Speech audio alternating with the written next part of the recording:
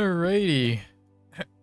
Welcome back, everybody. I'm gonna try to wrap up Battlefield 1's campaign today. I don't think it needs to go much longer. We've got 3 stories left, and they're shorter than the previous 2. Avanti Savoia, maybe. Avanti Savoia. The Italian Arditi.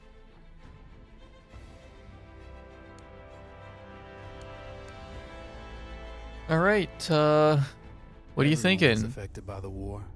Every corner of the world was touched. The human spirit drove us to fight where no one had dared to go before. Whether it was the mountains of the Alps or the skies above, we found a way. They said this would be the war to end all wars. But I wonder if there will ever be an end to human ambition and our will to destroy. Lead the Italian assault in the Peaks of Kings. Wait, I actually want to...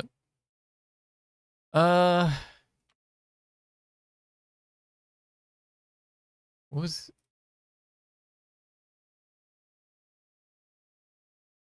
Italy joined the Entente in 1915. Okay.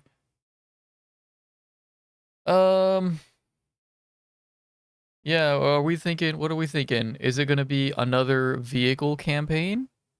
Is it going to be a stealth segment? Or are we going to actually, like, is it just going to be shoot guys?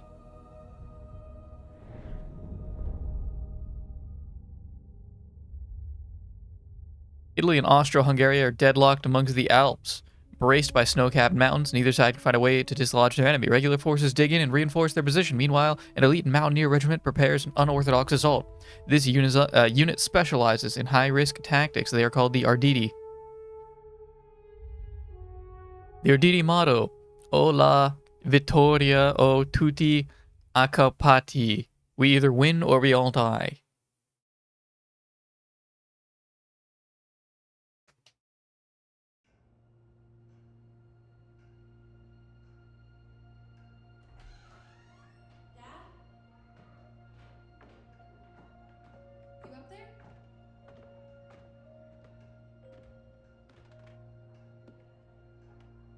Are you all right? We're ready for you to cut the cake. Wow, these are incredible. Yes, it was an incredible time. You looked very handsome in that uniform. That's not me, that's Matteo.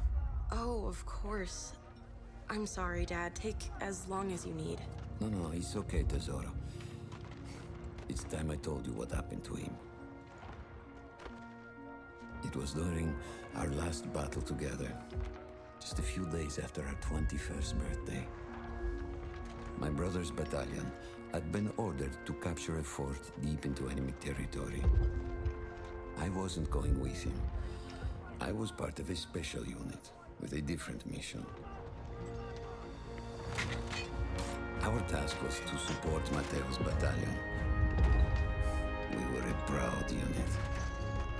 We changed the war for Italy. The Arditi.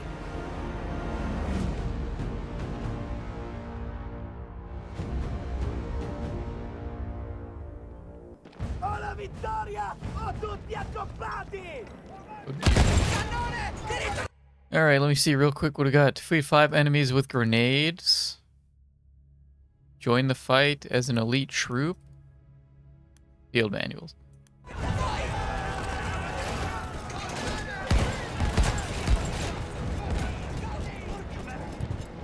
While Matteo was pushing forward, I had to fight up the mountain and take out anything targeting his unit. Just hearing this story makes me worried for you. Don't worry, I was in a full suit of armor.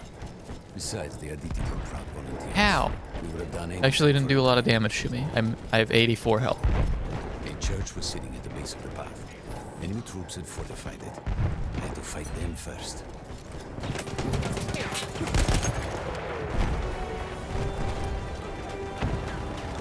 Hell, they gave me anti-vehicle grenades.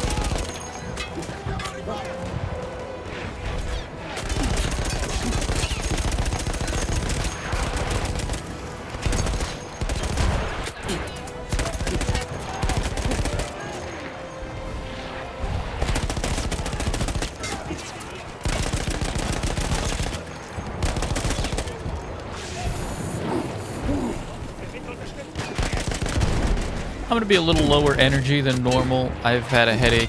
It's currently 8 p.m. and I've had a headache since I woke up today.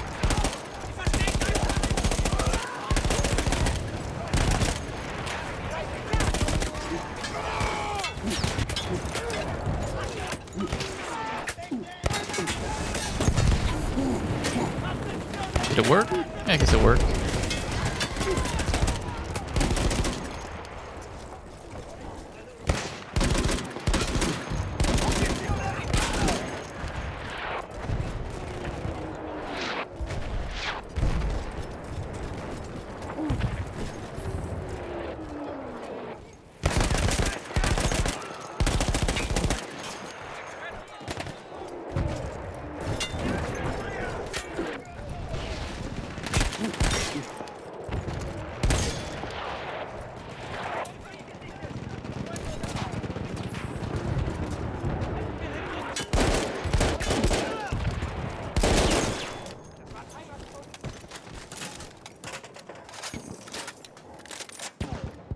All that was left after the flame troops were some foot soldiers. After that, the church would be ours.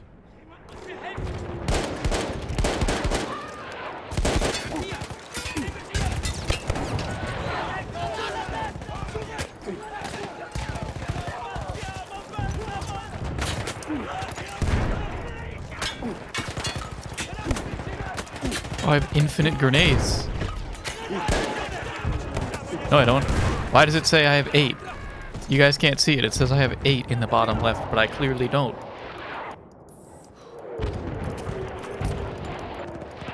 I have... Oh, I have different grenades. Okay. Addosso quei bastardi!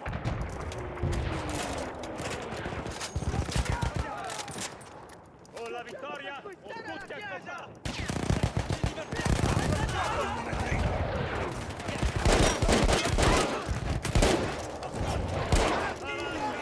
Non fermiamoci!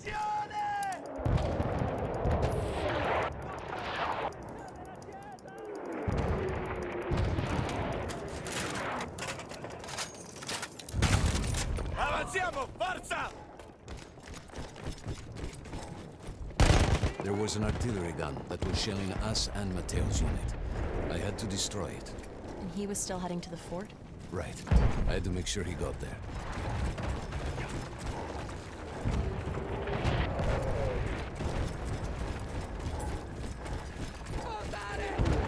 There's the AT grenades. Ooh, I got bad news about those.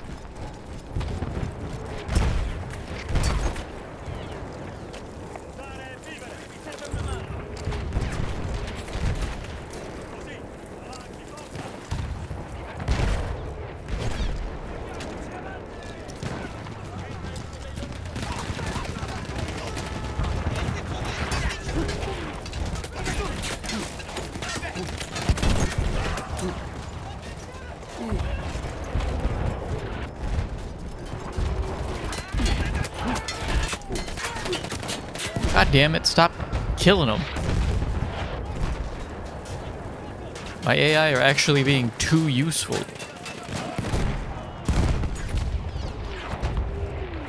I don't even need to be here.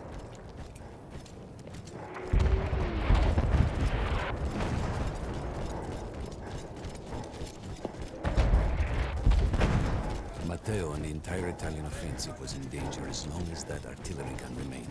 So I had to take it down.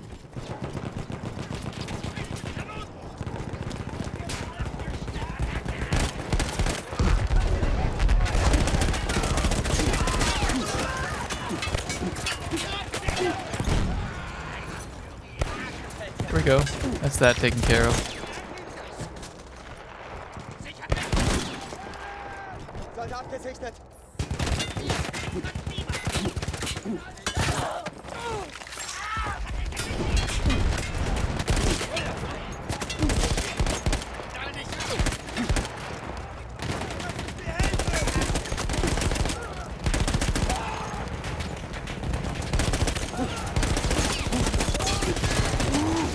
Okay, I'm actually taking damage now. Uh-oh.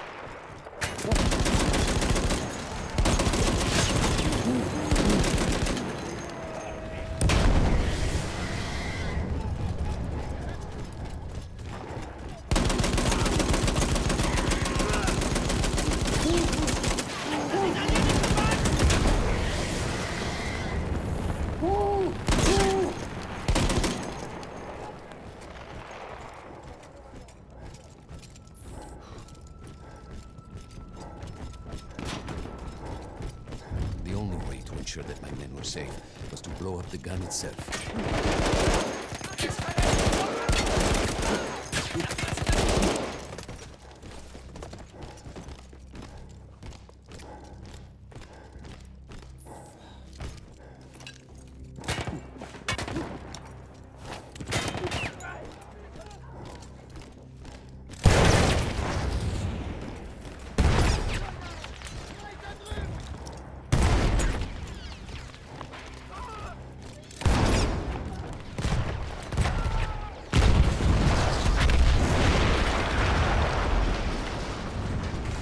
That explosion was one of the sweetest sights of the war for me.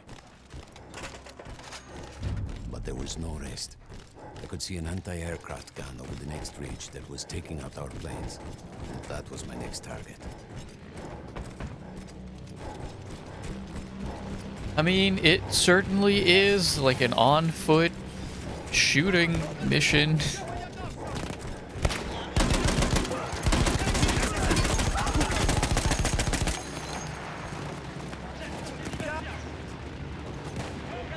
What is that abomination?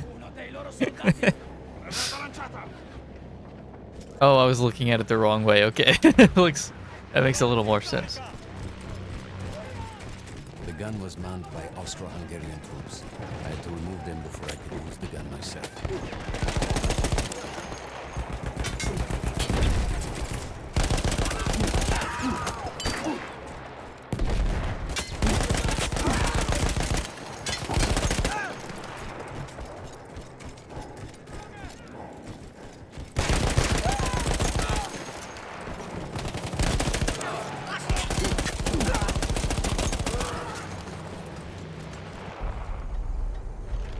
I take down the last man, but then I hear a noise that I will never forget. They were targeting Mateo's unit below me, so I do the only thing I can. It was me against an entire enemy bomber squadron. Yeah? Yeah? Yeah. Yeah. We had no reinforcements.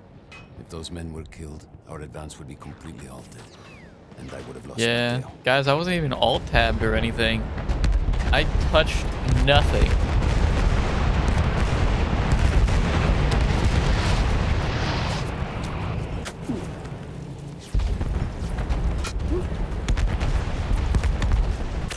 After the first few went down, they started targeting me. I had to stand my ground. Yep, my health just restored.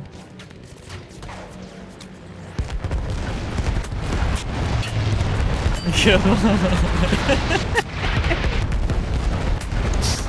Yeah. There we go. Okay. All right. Can you spawn me in properly? There we go. Me against an entire enemy bomber squadron.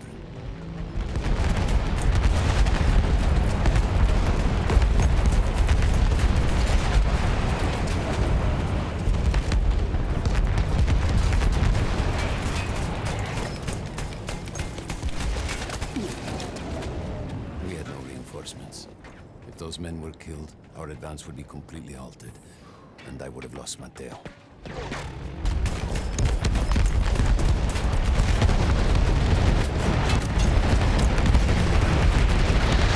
Ow. Bombs hurt a little bit.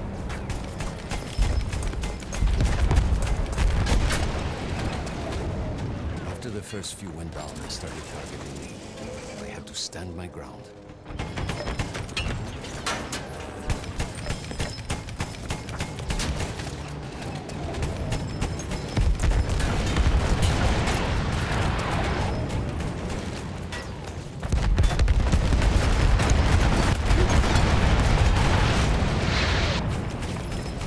A little bit.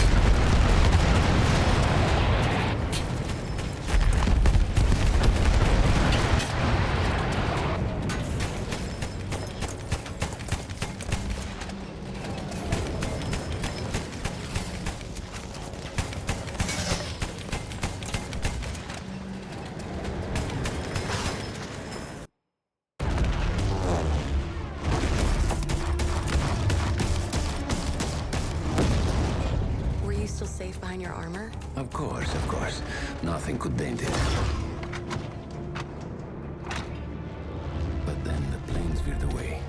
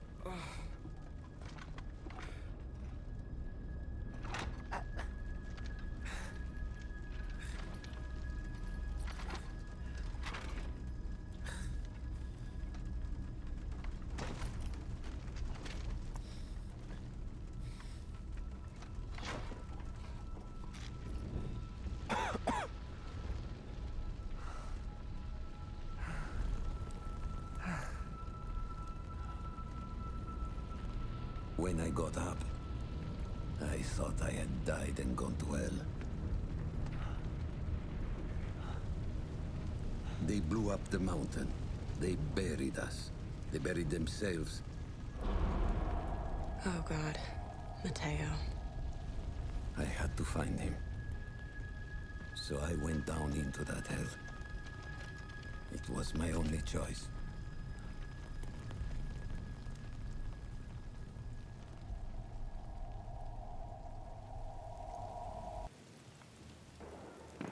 I had to find Mateo.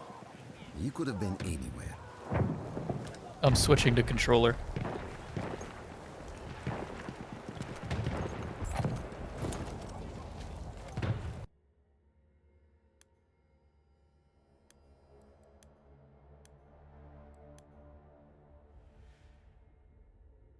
Wait, what is this? Oh my god, wait, there was lore this whole time?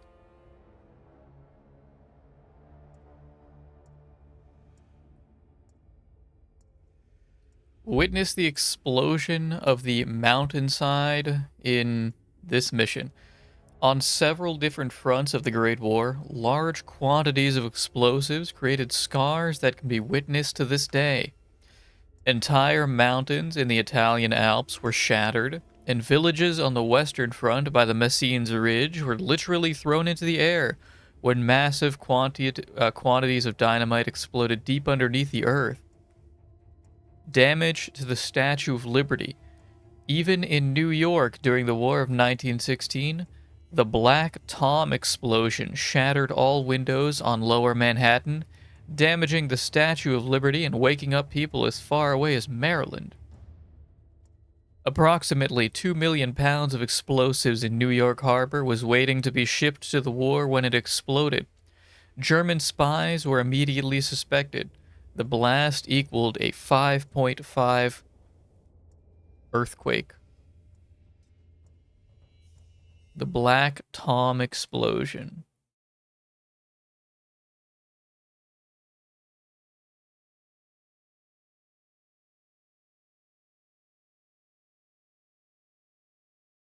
Black Tom explosion from Wikipedia was an act of arson by field agents of the Office of Naval Intelligence of the German Empire.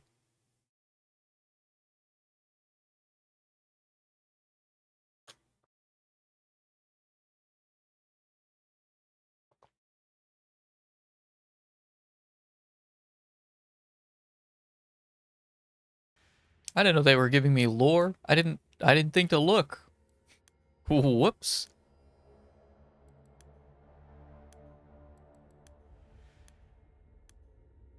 Defeat 10 enemies with your sidearm.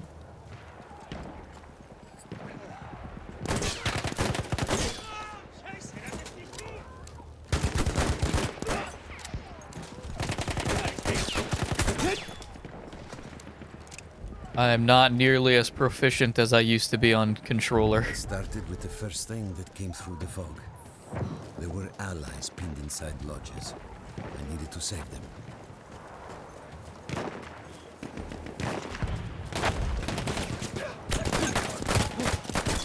I'm actually getting my ass beat.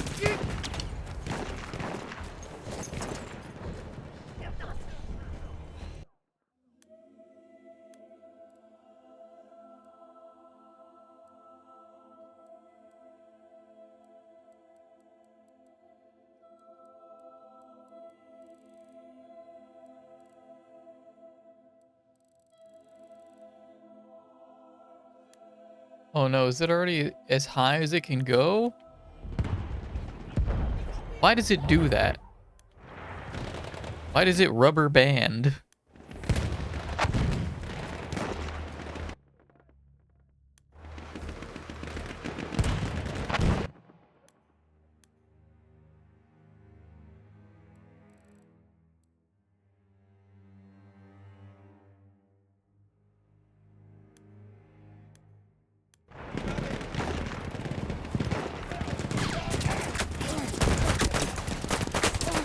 Ow.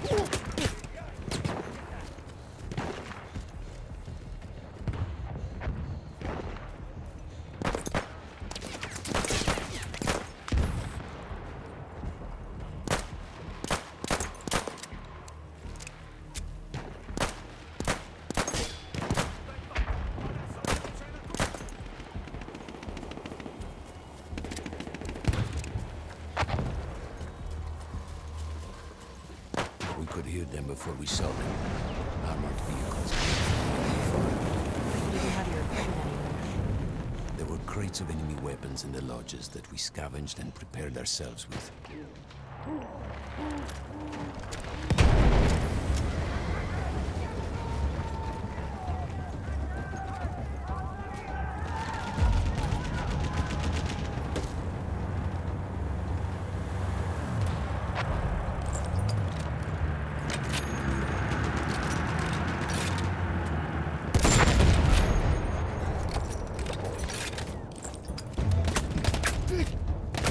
What are you doing?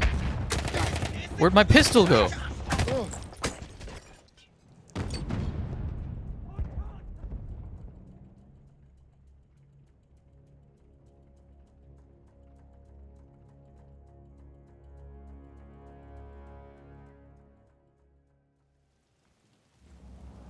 We could hear them before we saw them. Armored vehicles coming from the enemy fort. Where am I? I'm at the other village. There were crates of enemy weapons in the lodges that we scavenged and prepared ourselves with.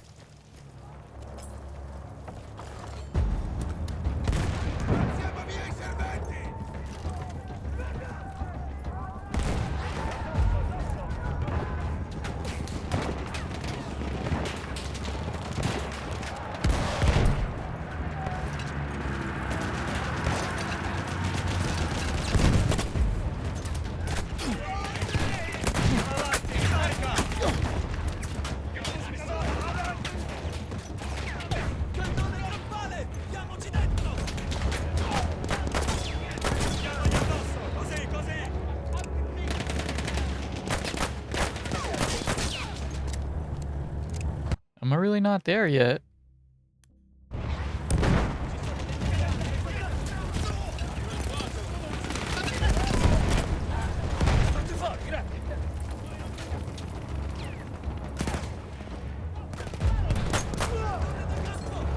There we go.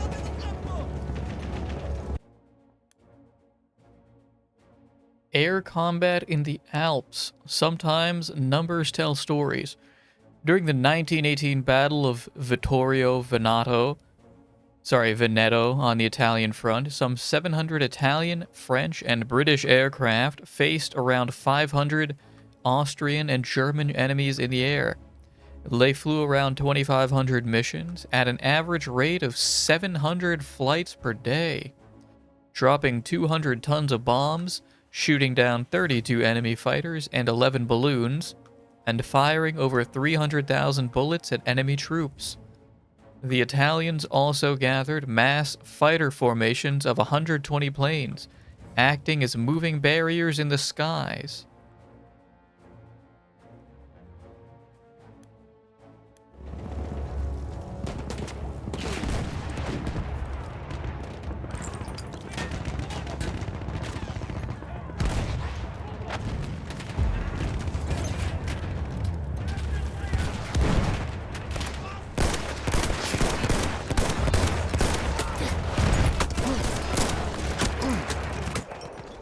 That gun sucked.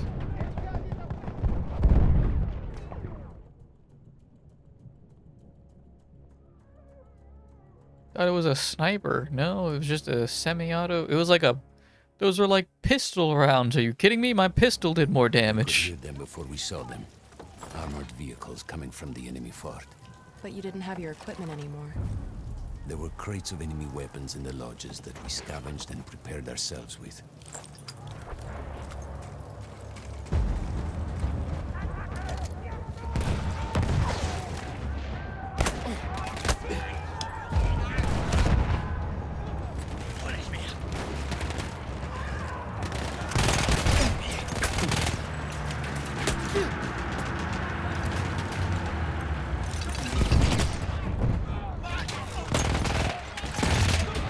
This one's pretty good.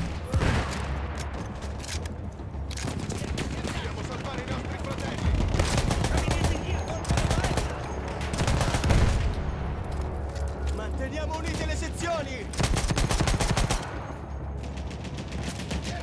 Spazziamo via i serpenti!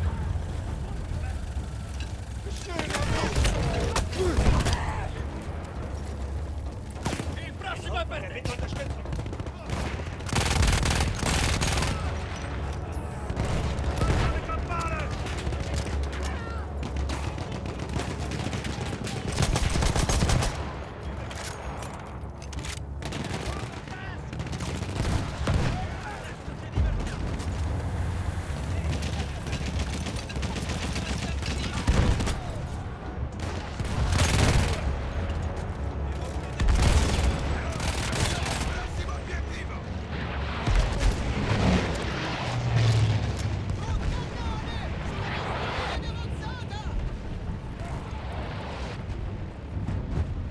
Through sheer force of will, we took out their firepower. The lodges were safe, and I had to move on. You never said, was Matteo in those lodges? No. The men said his unit had made it further out.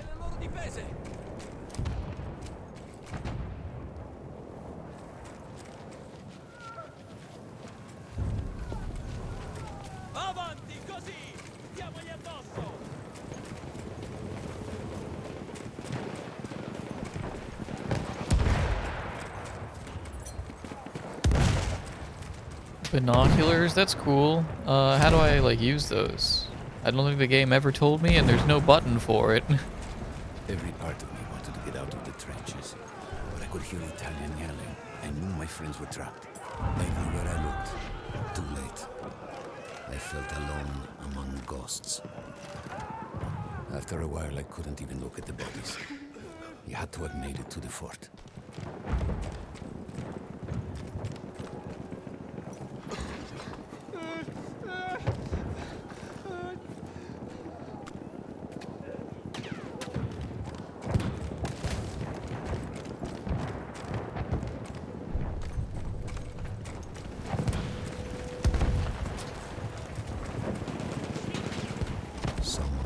I saw Tesoro. I had to convince myself I wasn't dead. Like what? Fire.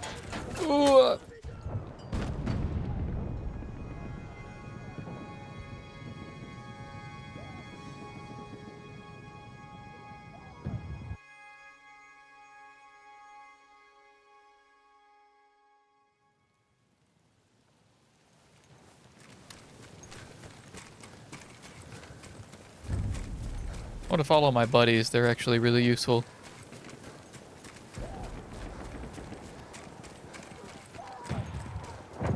Some of the things I saw, Tesoro. I had to convince myself I wasn't dead. Like what? Fire. Fire everywhere.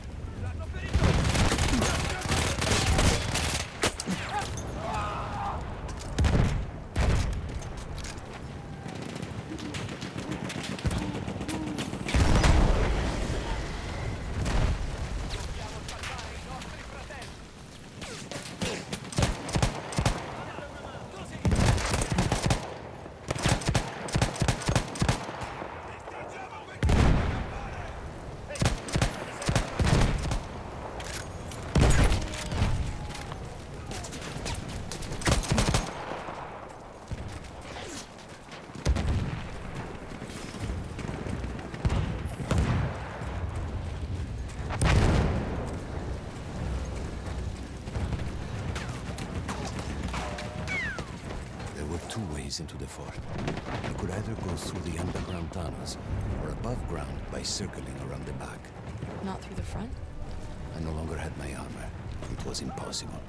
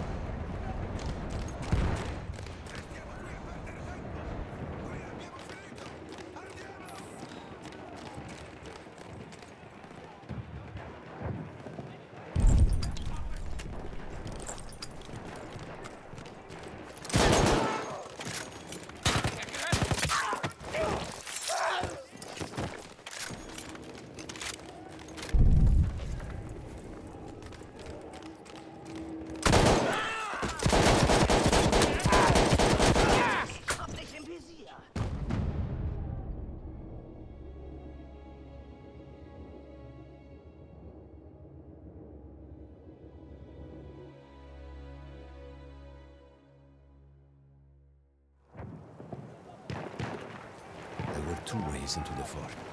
I could either go through the underground tunnels or above ground by circling around the back. Not through the front? I no longer had my armor. It was impossible.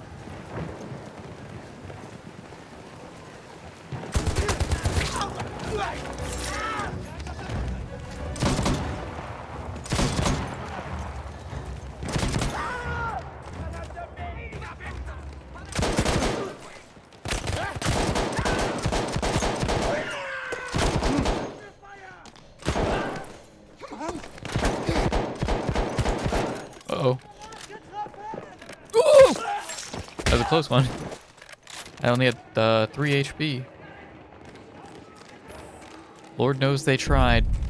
But the only way I can really die in this is if I throw myself into a... If I throw myself into a room full of enemies. with no regard for my HP. Oh, or I get flanked by a flamethrower. Yeah, that'll also do it.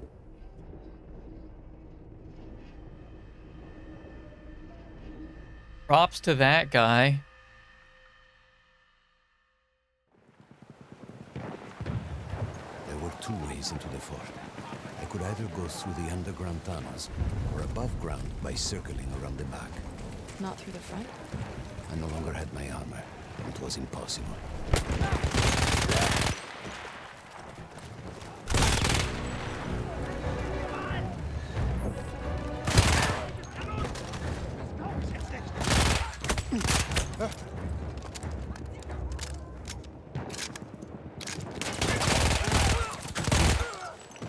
Yeah, this gun's kind of crazy. It shoots like 8. Okay. That's not cool.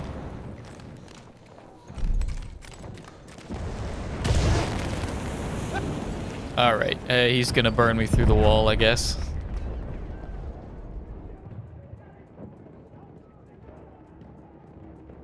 I mean, admittedly, like, that would work in real life. Doesn't make for a very engaging gameplay, though. Two ways into the fort. I could either go through the underground tunnels or above ground by circling around the back. Not through the front? I no longer had my armor. It was impossible.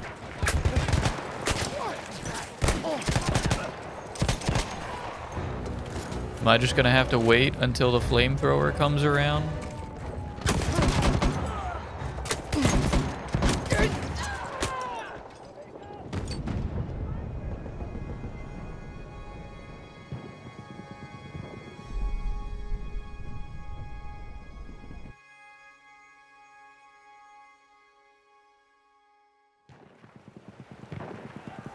There were two ways into the fort.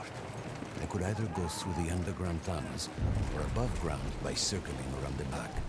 Not through the front? I no longer had my armor. It was impossible.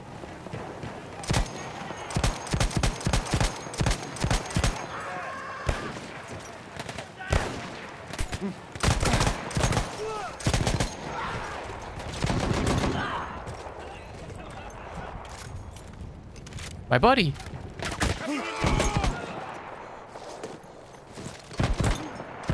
There's a flamethrower.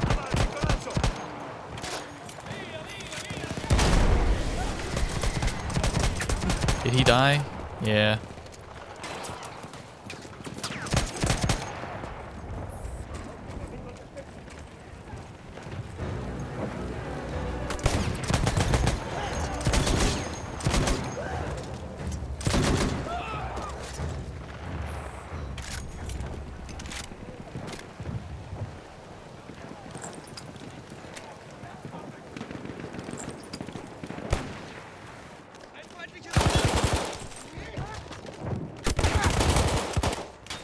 Oh my goodness.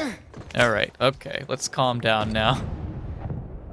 They're just spawning enemies at all around me here.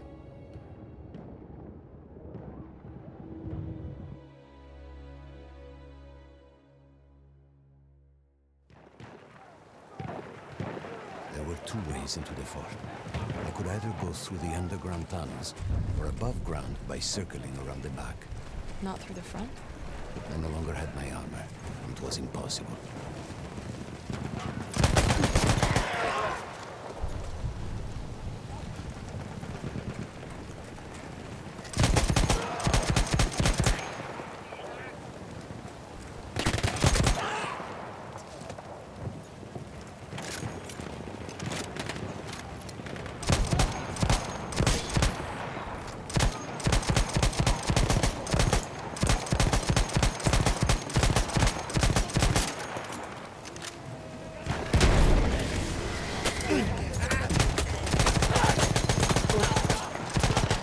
Yeah, through the smoke.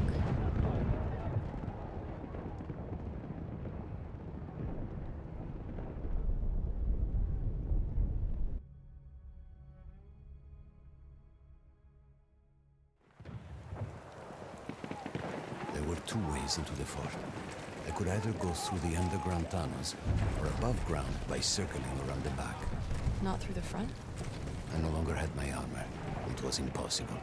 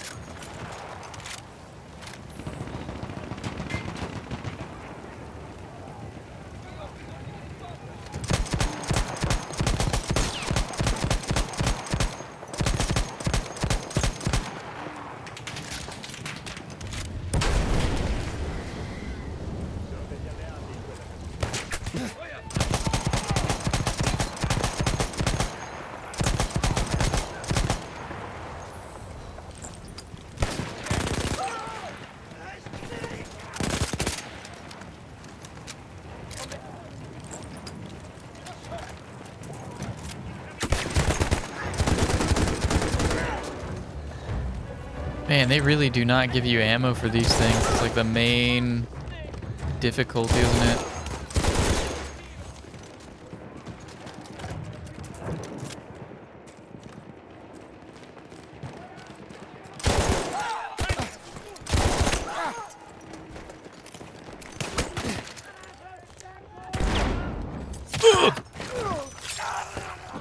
Okay. No one flank me from behind, please.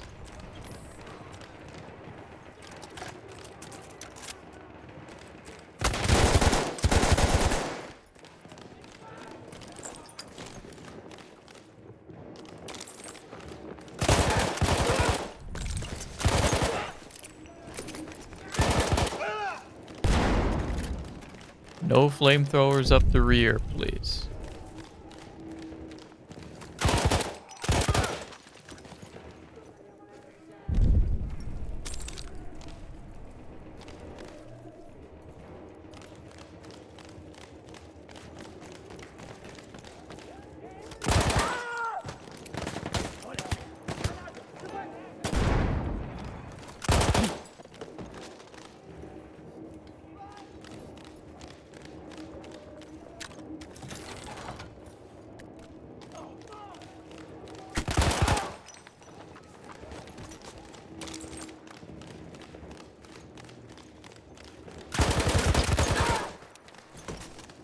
All right.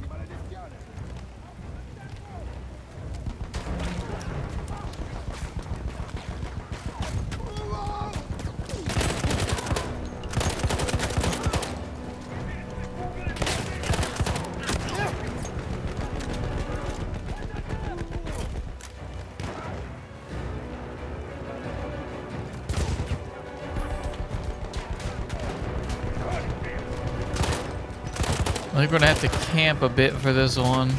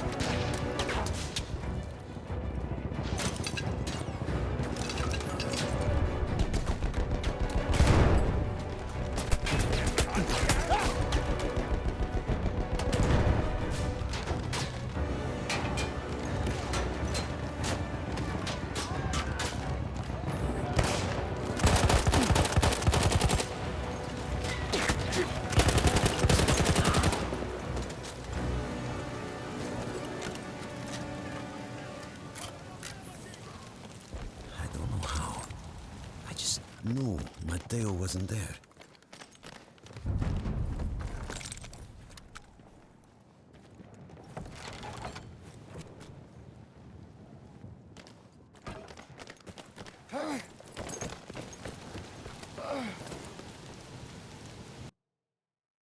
I still think about that field. Every day.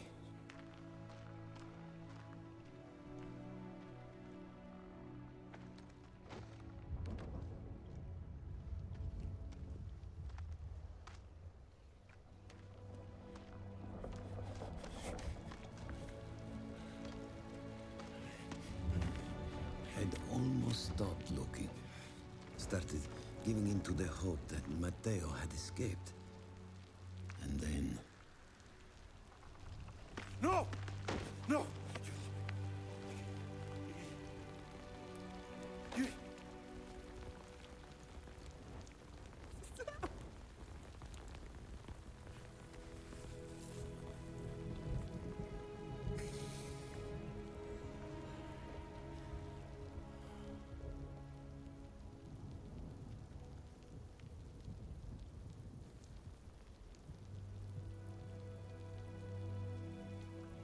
He never got older. And here I am, still.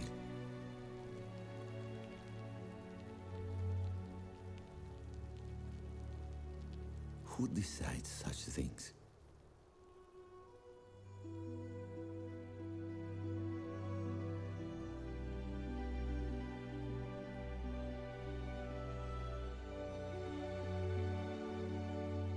Buon compleanno, Matteo.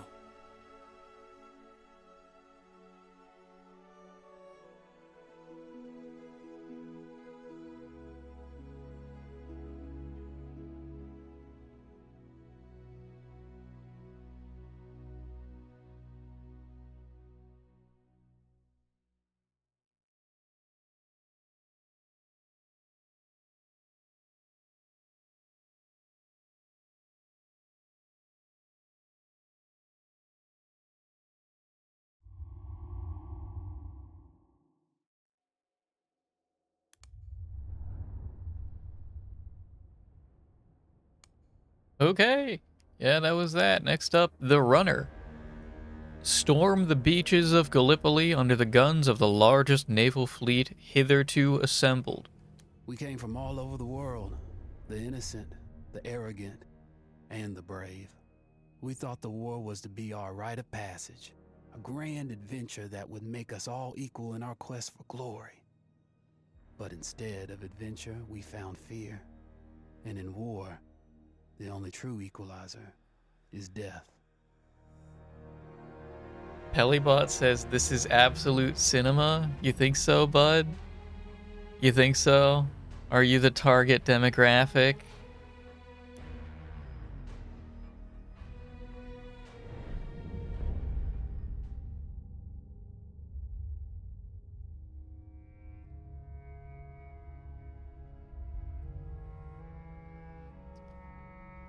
Plans for unprecedented naval invasion of the Ottoman homeland. The gathered ships carry over 500,000 men. The force is drawn from Australia, New Zealand, Ireland, India, Newfoundland, France, and Britain. Their orders are to land and march on the capital of Constantinople. This is 1915, it said.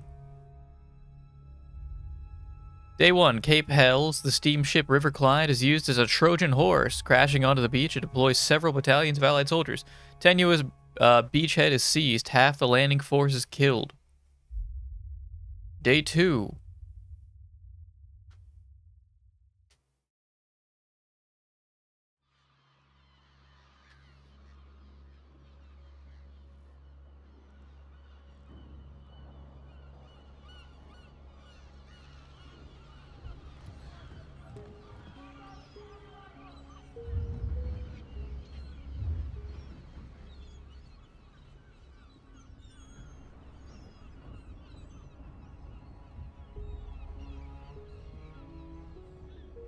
Frederick Bishop? Oh, God. Hey, are you Frederick Bishop? Nope. He's dead, sorry. But isn't this your picture? I suppose so. Jack Foster. I'm your new charge. No, you're not. You have to take this kid off me. Of course not. He came all this way just to see you. Frederick Bishop, the pride of Australia. Been lied about his age to get past conscription.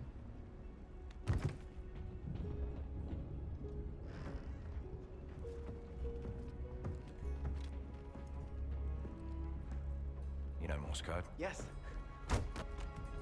Follow me!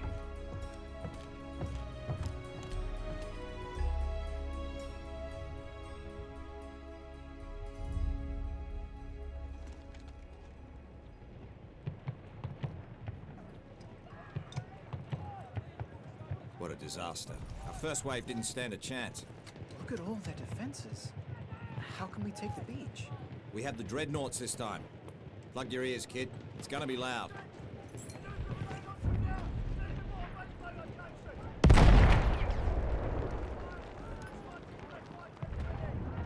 Send these coordinates.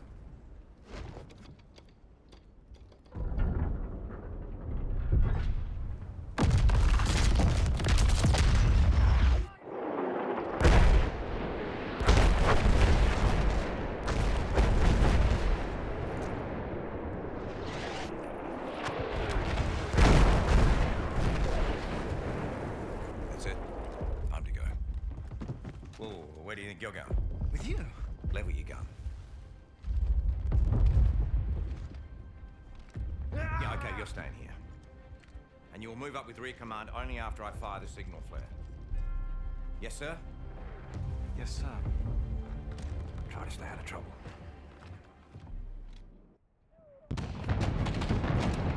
I have to get to the top of the beach.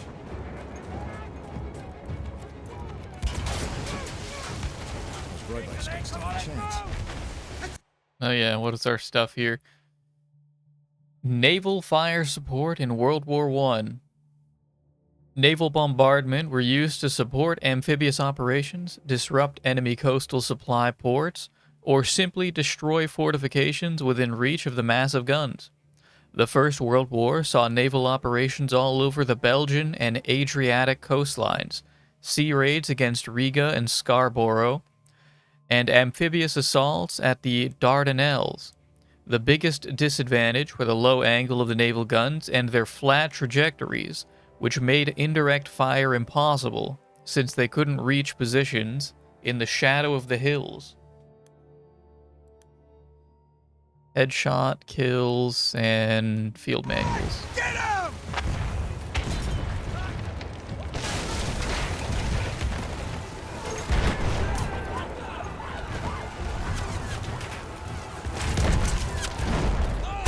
Jeez!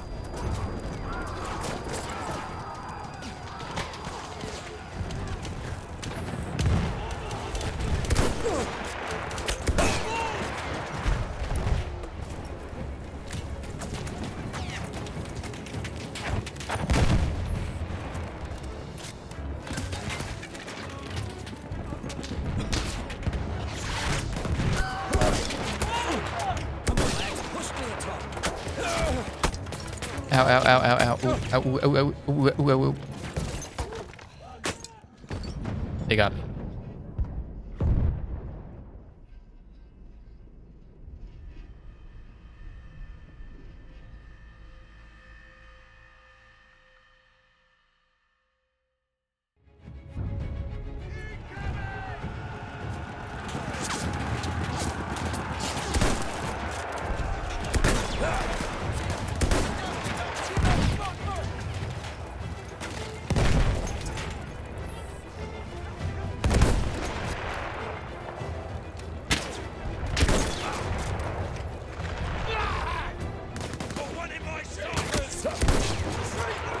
Ooh!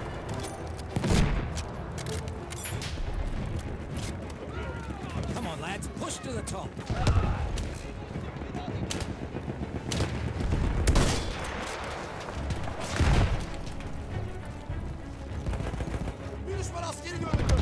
Oh! What are you doing?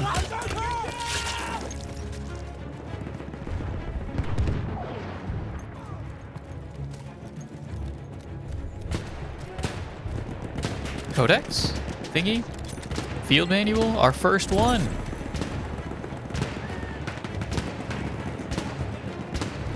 Modifications to use in multiplayer? Oh, you have to do all that. Oh.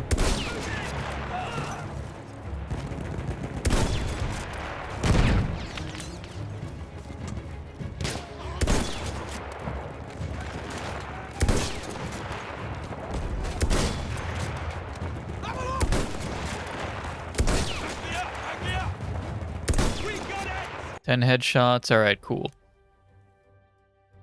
The Dardanelle torpedo exploit.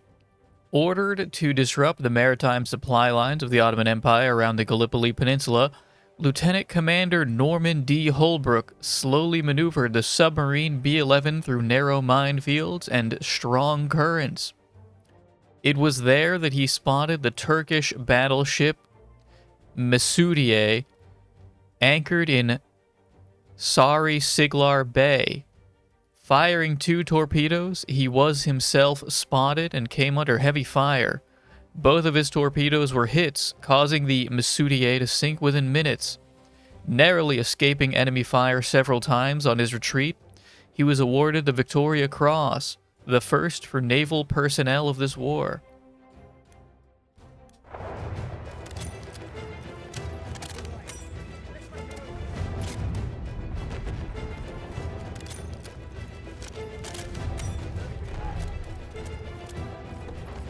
Dude, what is wrong with the single player of this game? Like, did you see it cancel my reload there? As well as all of the rubber banding when I enter, like, menus. Sweet bloody shore!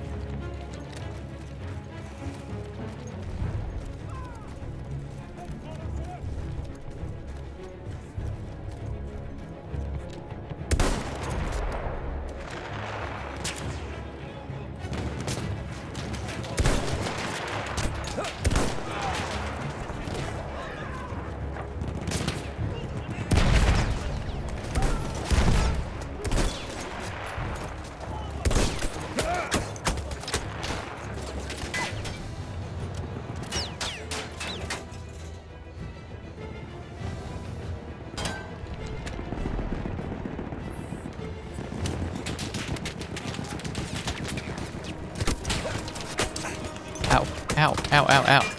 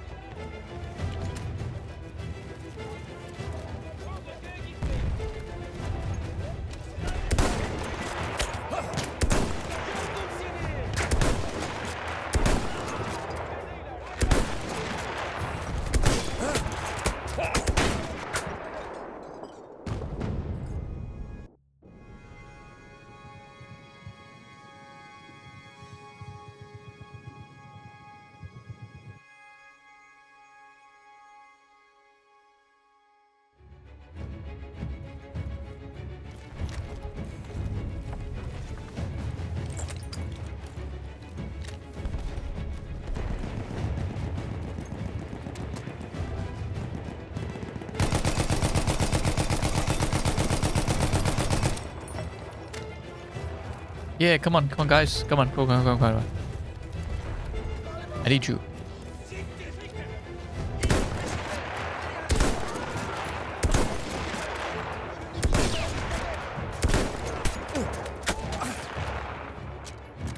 That's crazy. This thing does not one tap to the one tap body shot against AI. Multiplayer is one thing, but AI? Maybe they just wanted to keep the consistency.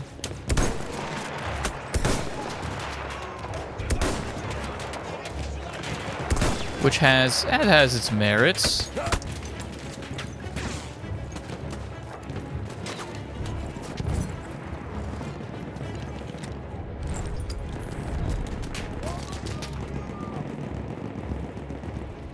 Got to push towards that overlook.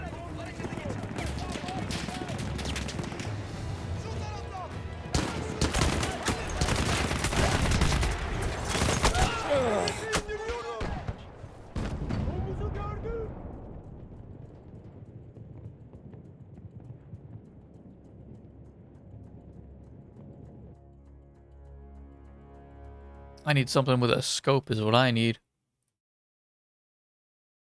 Oh, what's Vinny doing? It's 9 o'clock.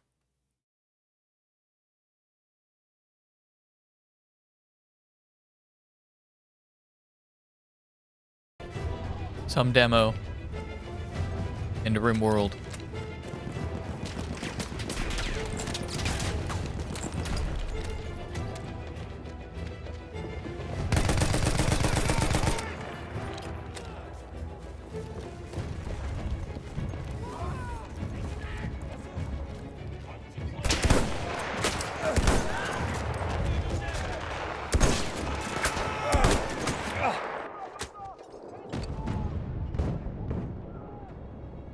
Dude, I'm about to switch to keyboard and mouse and whoop this game's ass.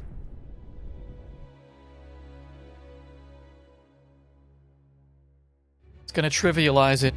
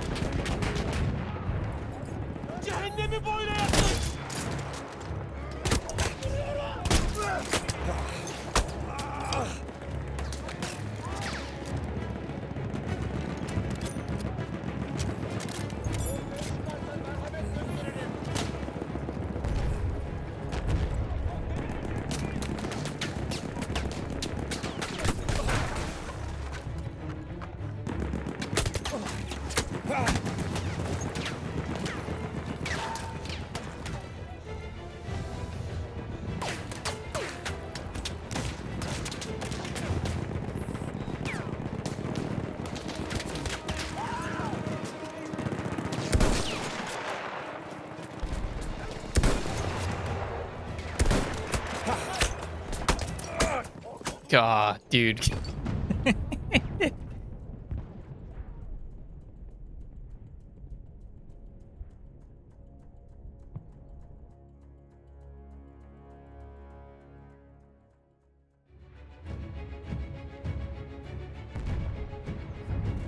All right, I'm getting my ass beat a little bit here.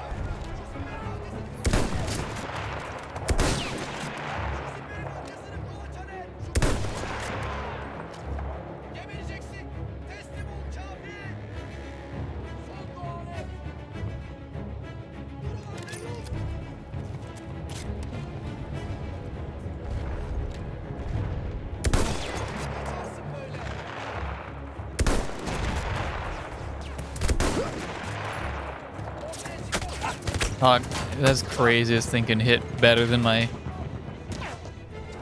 single shot rifle.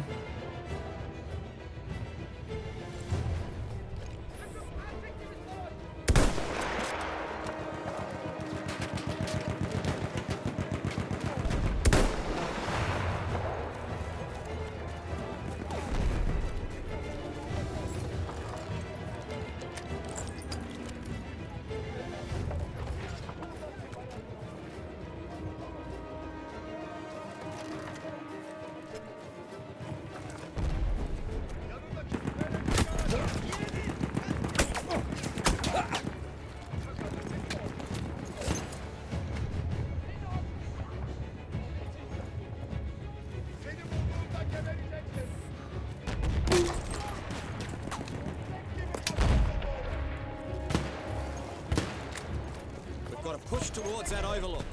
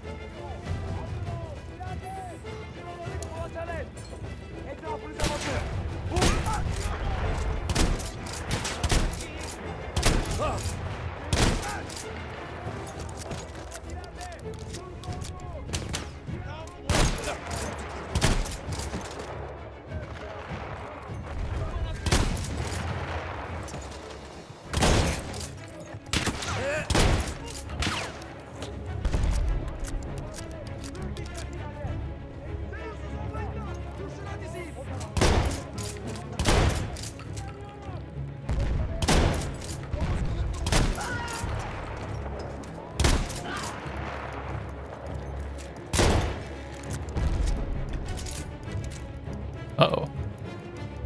Give me whatever that is.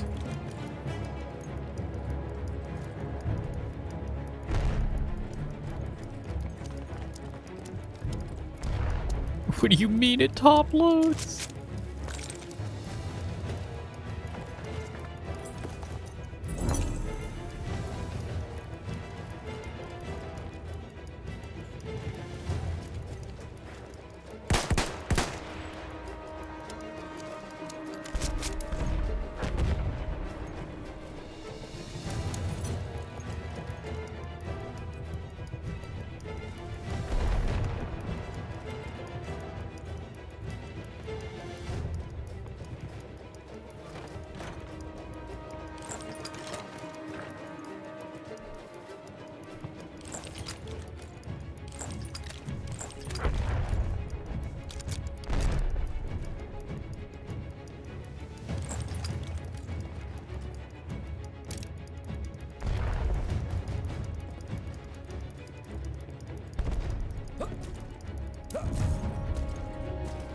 Time to send up the flare.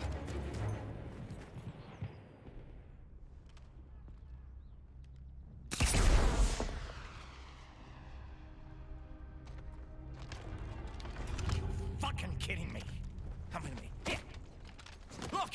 Look at that, huh? Kid, you lied your way into hell on earth!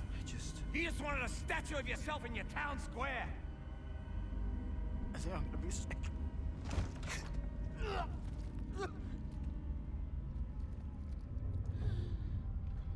Come on, kid, get up. Come on. Come on. I'm gonna die. No, you're not. You're Australian.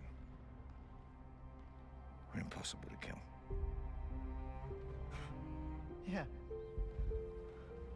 I guess so. Unless...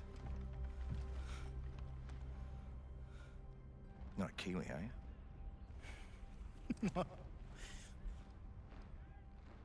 Now,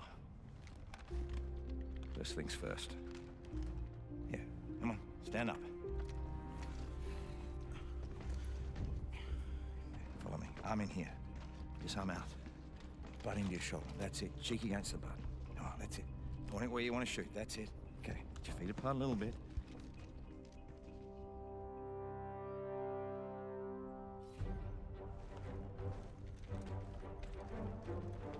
beginning to think I already lost my Australians.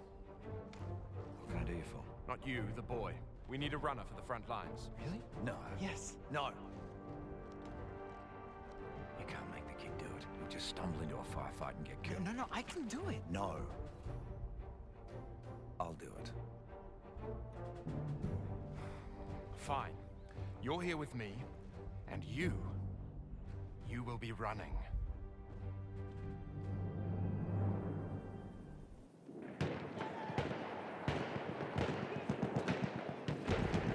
You need to find a way past those others.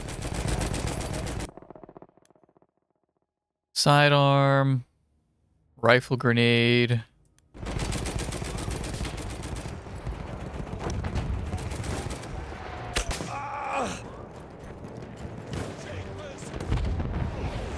Wait, it said hold Q, right? I'm holding Q. I'm holding Q.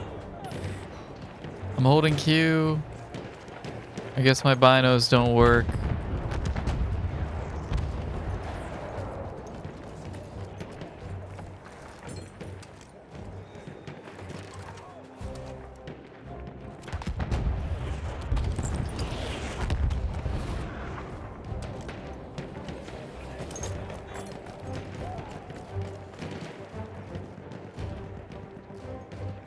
I mean, this is my sidearm.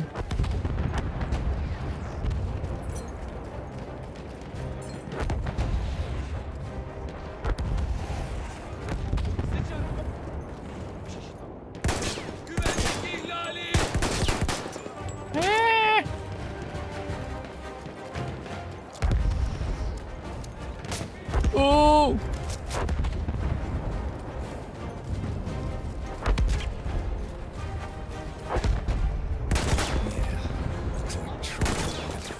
Yeah.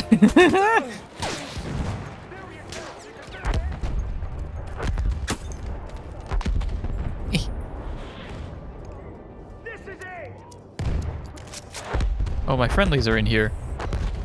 We're finished! Jesus!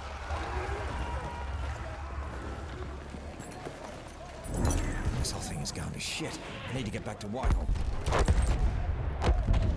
Report back to commanding officer. All right.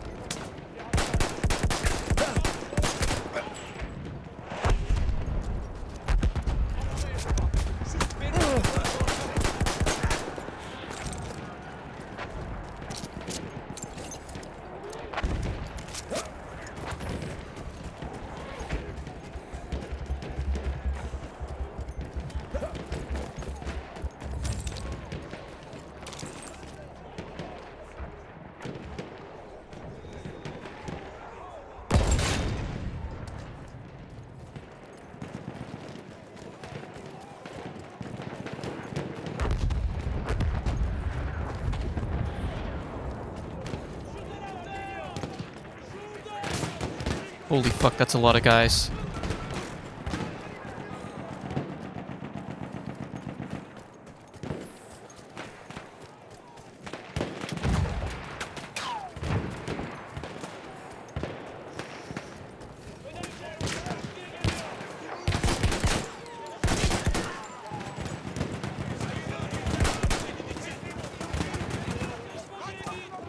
What I need is I really need the rifle grenades.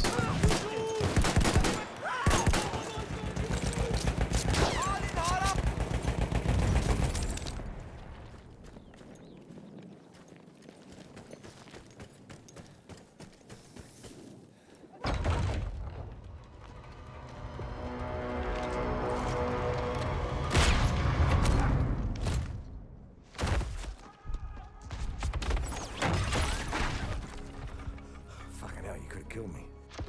But I didn't. No, sure fucking didn't. Nice shot. Oh, well, you know, I just kind of saw him out there and I... You got falling lines across the board. That's what I thought. Bishop, go tell rear command that we'll be moving up. Don't worry. I can handle myself here. Head down, gun up. No open areas. Got it? Got it.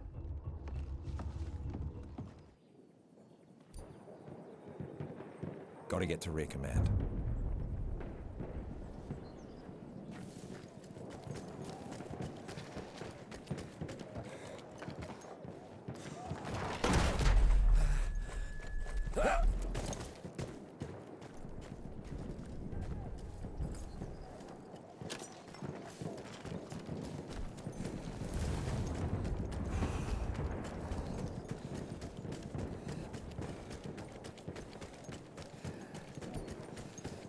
Horse.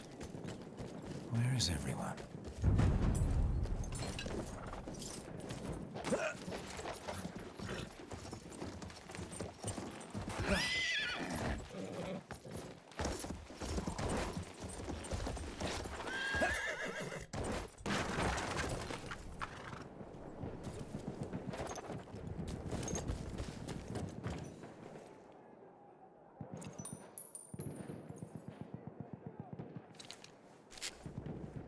For those who didn't hear from a runner, the Allied position is lost.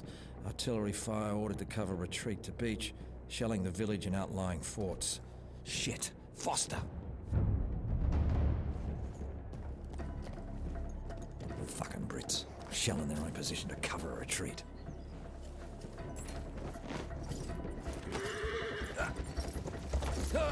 Okay, I thought I turned off the option that...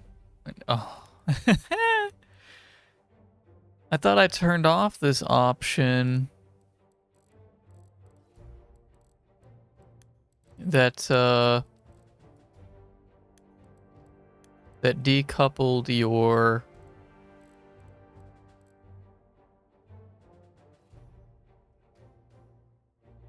where your vehicle's going versus where you're aiming.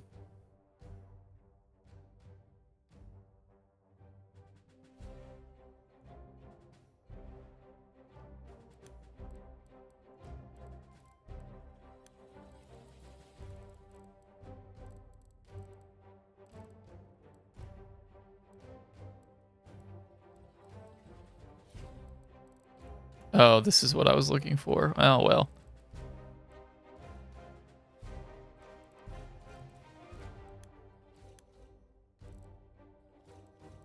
Am I crazy? I swear I saw that.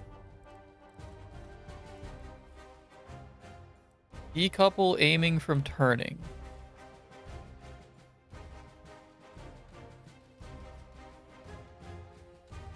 Aim relative control.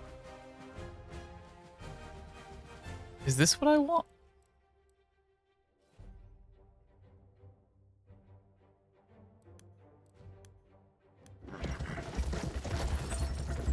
Nope. All right.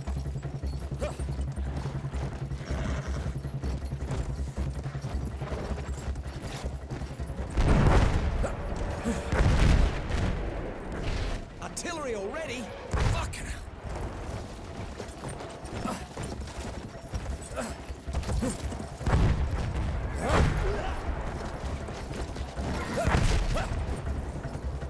Oh man, these controls are awful. I was trying to turn. Yeah, I was fighting where the horse was trying to go, and I ended up just not able to turn at all.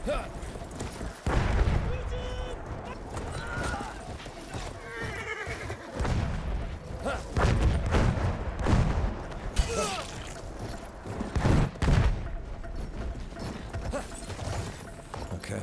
Now where's Whitehall?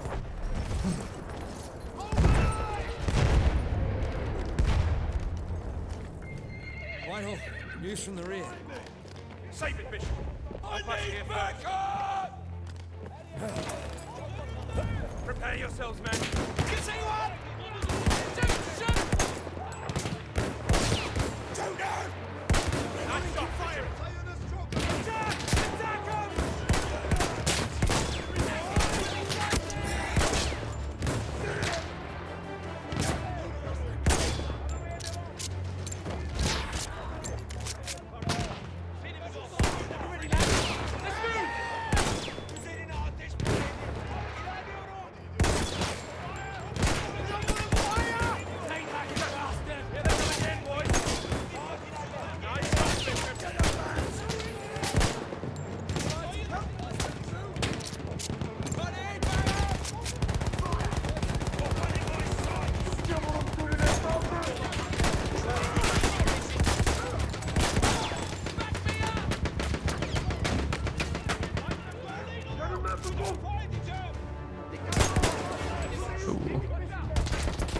Oh my god, wait, I do have a rifle grenade this whole time.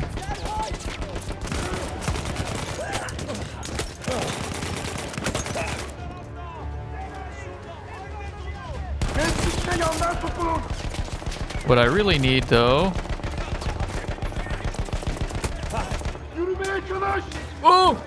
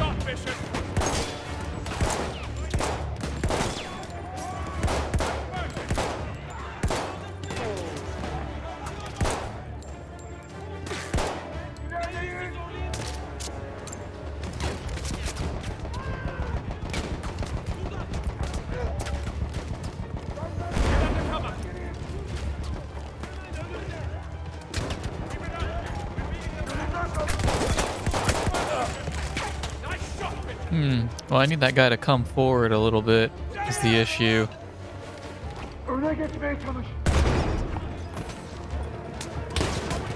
Like that.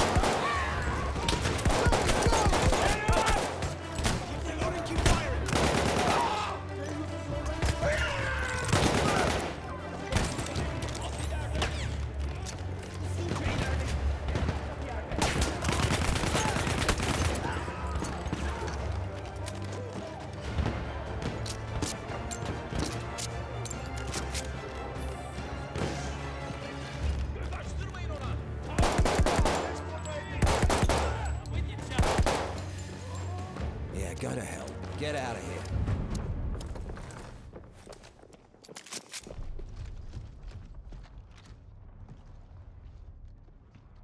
Full-scale retreat. They're going to shell the village and the fort to cover us. We need to get out, now. I sent men up to secure the fort. A dead man? Who went? Only those who volunteered, so naturally, all of them. Fucking kids. Well, you remember being his age? Foster. Fuck. I gotta get that kid. Go. I'll pretend I didn't see you. This isn't on you. Of course it is. One more death for me to live with. Go, go, you don't have much time.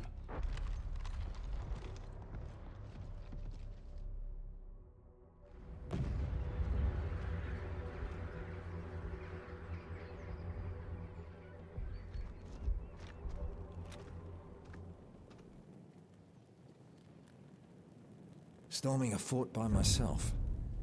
And I called Foster an idiot.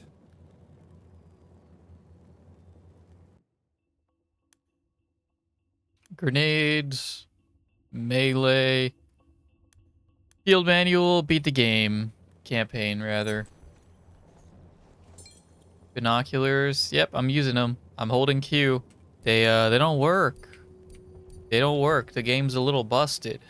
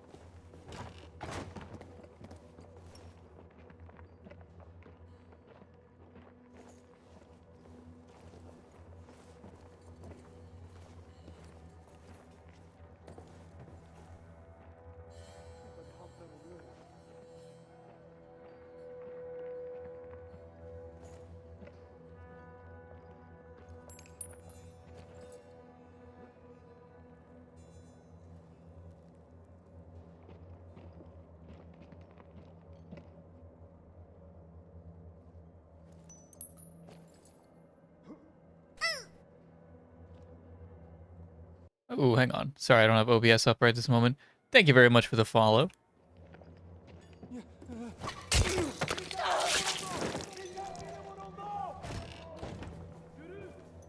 Oh dear.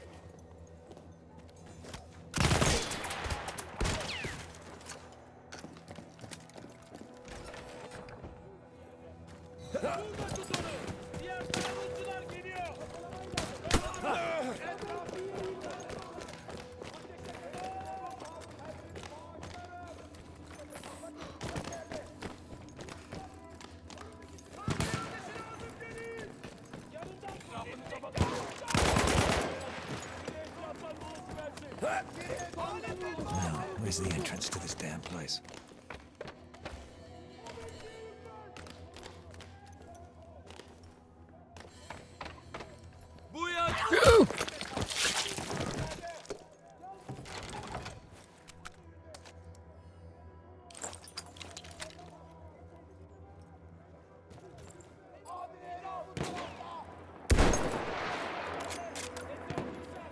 This thing sucks. Are you kidding me?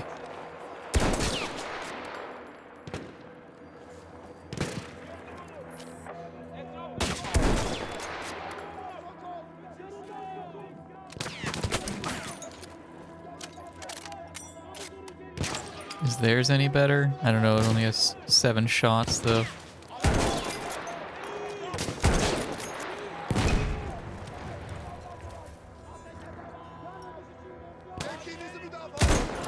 No, this also does not one-shot body.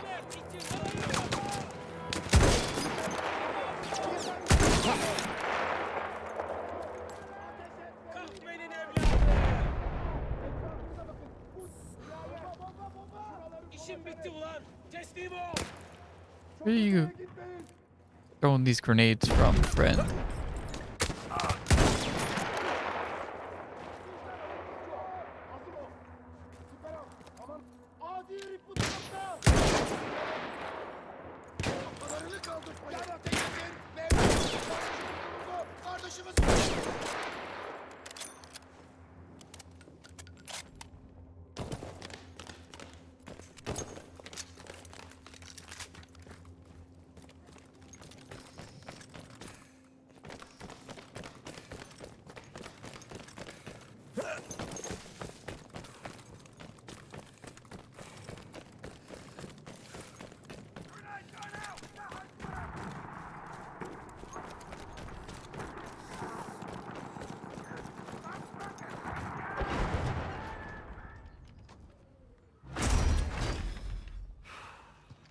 What, again?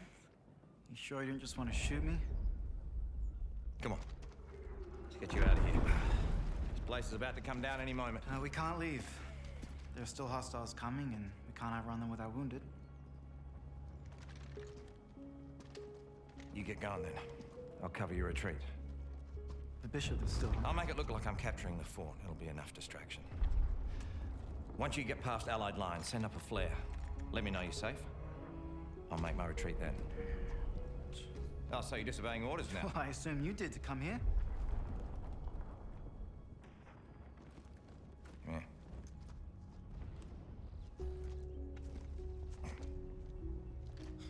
Yeah. You're a proper Aussie now. Gotta look the part. Right. Up and at him, lads! Let's go.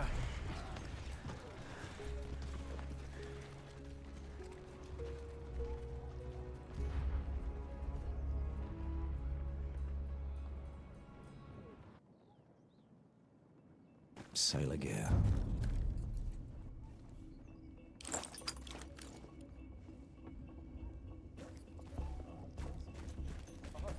Whoops.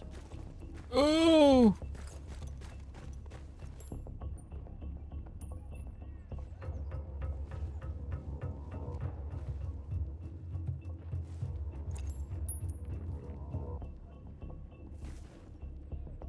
It's so slow. God, dude, stealth seems so miserable in this beyond, like... Şimdi işini bitireceğim. Oops, hang on, I forgot the melee button. I'll take you all on.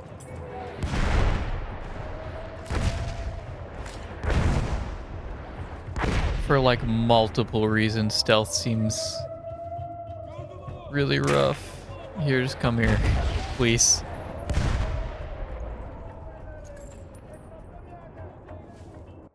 Oh, you know what it is? Hang on, I figured it out.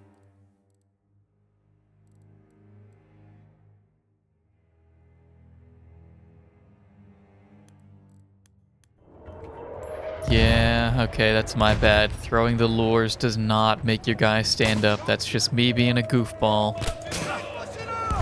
Yeah. Okay, I just gotta do that a couple more times.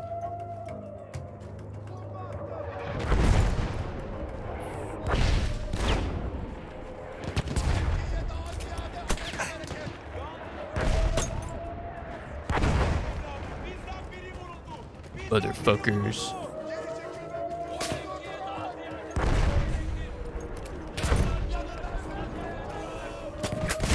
Ugh.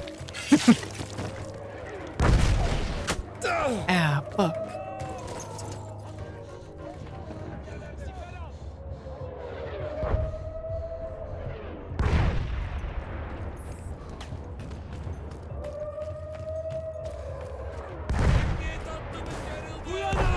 Emin misin? Başka bir şey değil. Ow, ow, ow, ow, ow, ow, ow, ow. Ugh.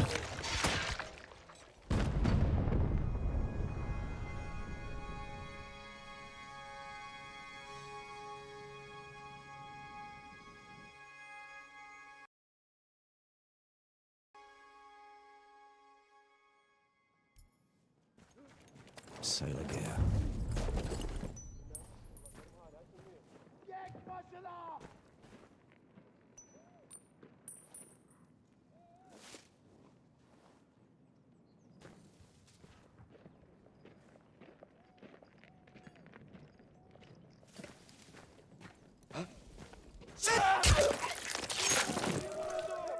Very cool. Come on! I can take you! This is a burst gun? This is a burst gun. That's why it felt so weird.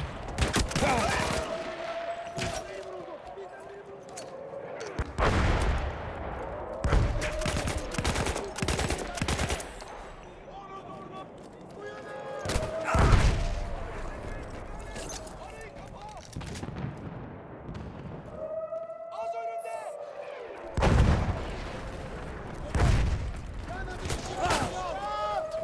Ugh. Ow, ow, ow, ow, ow, ow.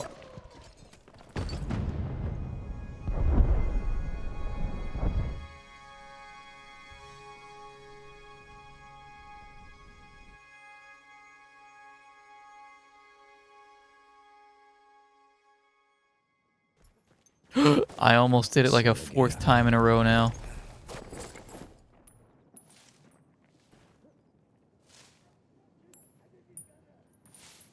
If he sees me this time, then I guess I could go all the way back there and wait another few minutes for him to mosey on down.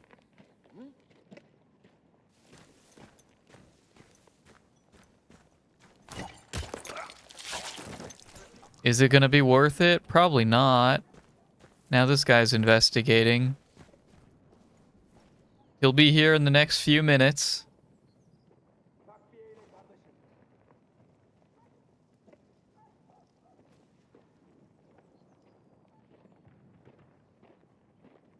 Yeah.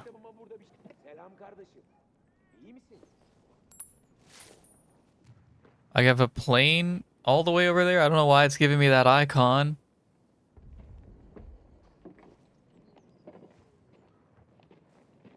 Keep it moving, bud.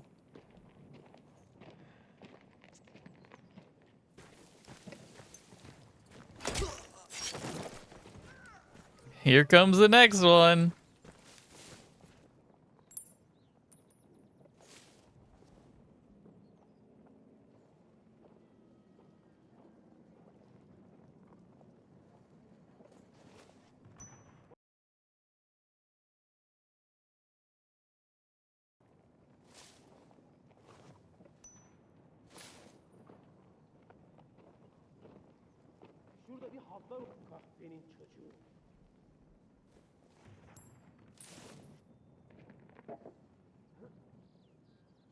Guys, this is painful.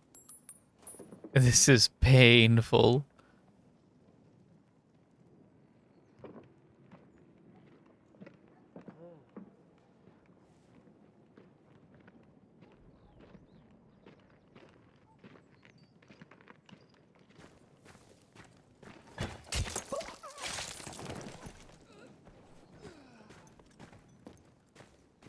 Gebereceksin işte. Kabul eyle. Teslim ol.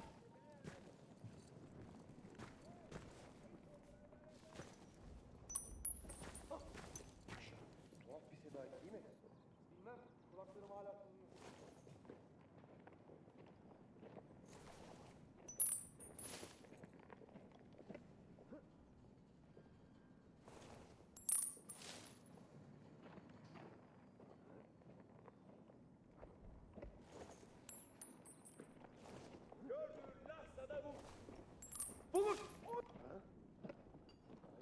For the love of God. There's two of them.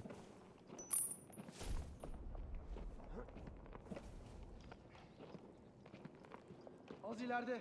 Tam şu tarafta. O ne lan orada? Şu it oğlu itsin bak. Yeah? Alright. Yeah. Okay. Yeah.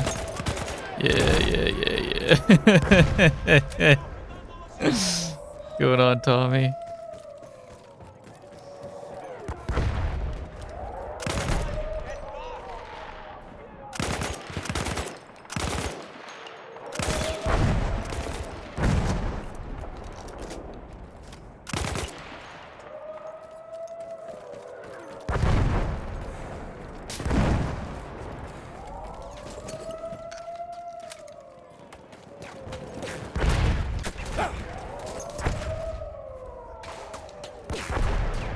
Oh, this one's not bad. Yeah, I'll take this self-loader.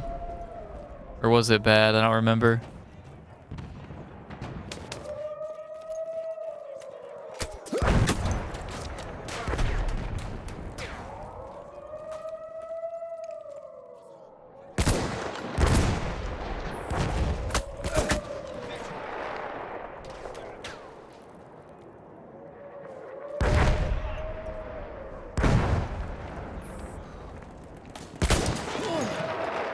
Why can I not hit him?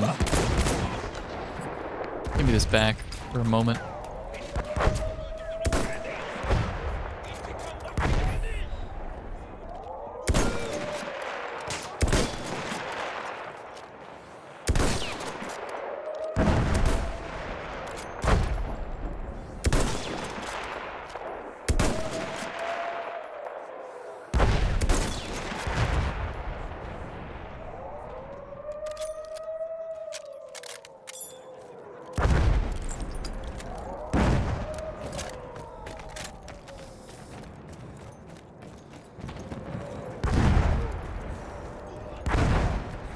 Still need melee kills, and I need grenade kills.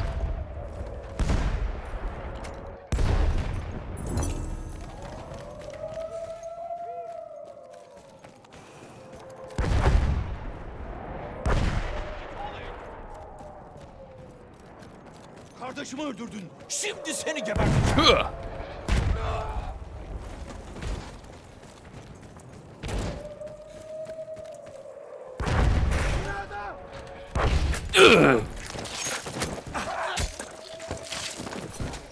Okay, there's my melee kills. Fortresses of Gallipoli. Gallipoli is known for its vertical and rugged terrain that made fighting difficult. But the peninsula is vast and features many types of areas. Villages as well as fortresses, both ancient and modern. Before the fighting ground to a halt, the infantry saw action in the village of Sed al-Bar, close to the ancient fortress.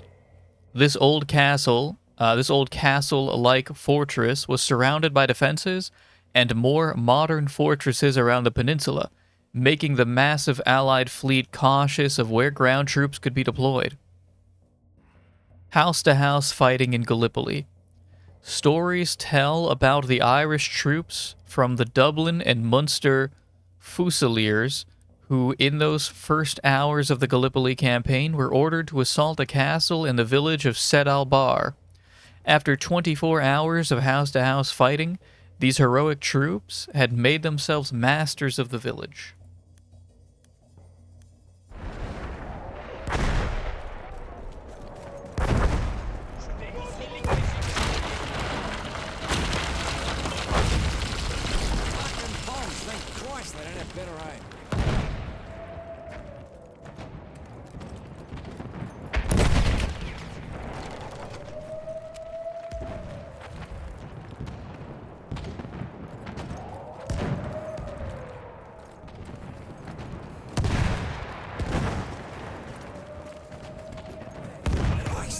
Bloody flamethrower!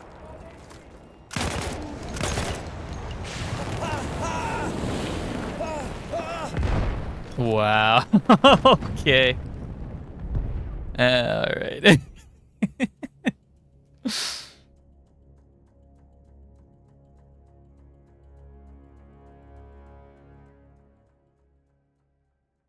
I don't even think I was getting shot. I think that was just a residual.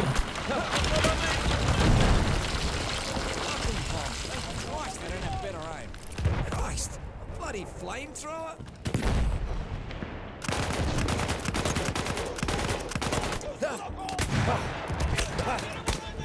Go to hell.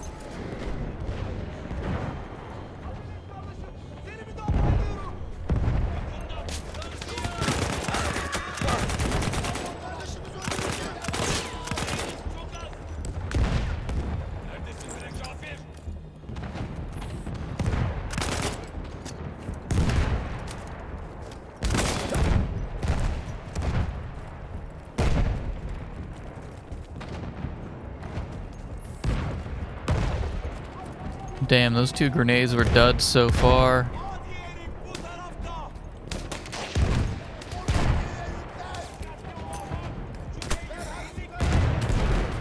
Really? 3 duds so far.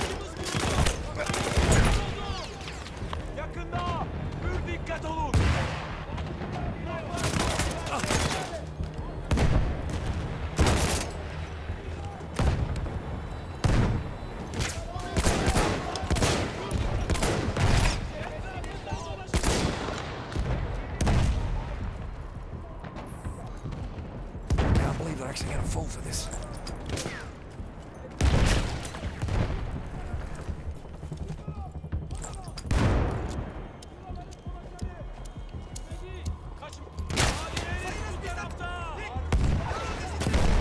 Okay, that was one. Jack better be close. Can't keep this up.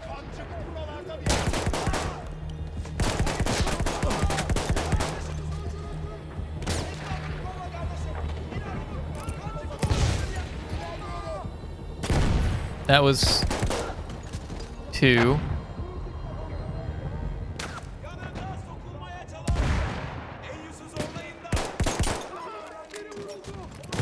That's a flamethrower.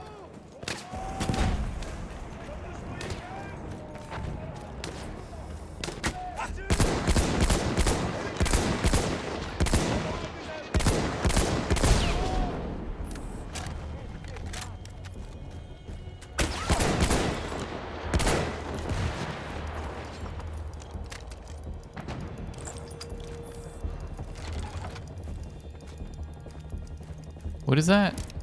Carbine configuration.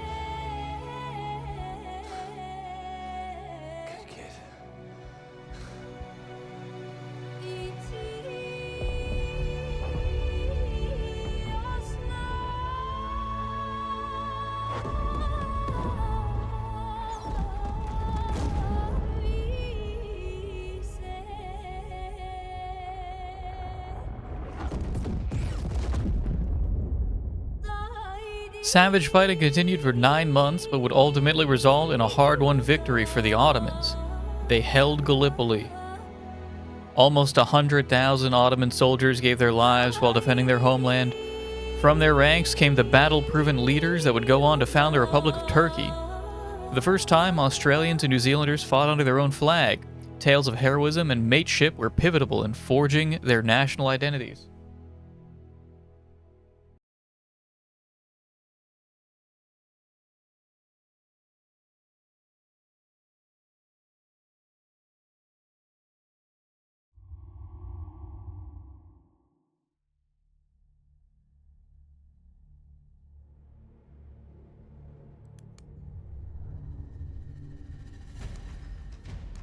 One left. Nothing is written. Lawrence of Arabia. In the deserts of Arabia, an insurgency war was raging years before I got to France. Tribes of Bedouins had united to fight a war that was very different from the one we fought in the trenches. Using small, mobile units, they challenged the might of an empire, and they were rallied around the ideas of a single, influential warrior. Ideas of freedom and change.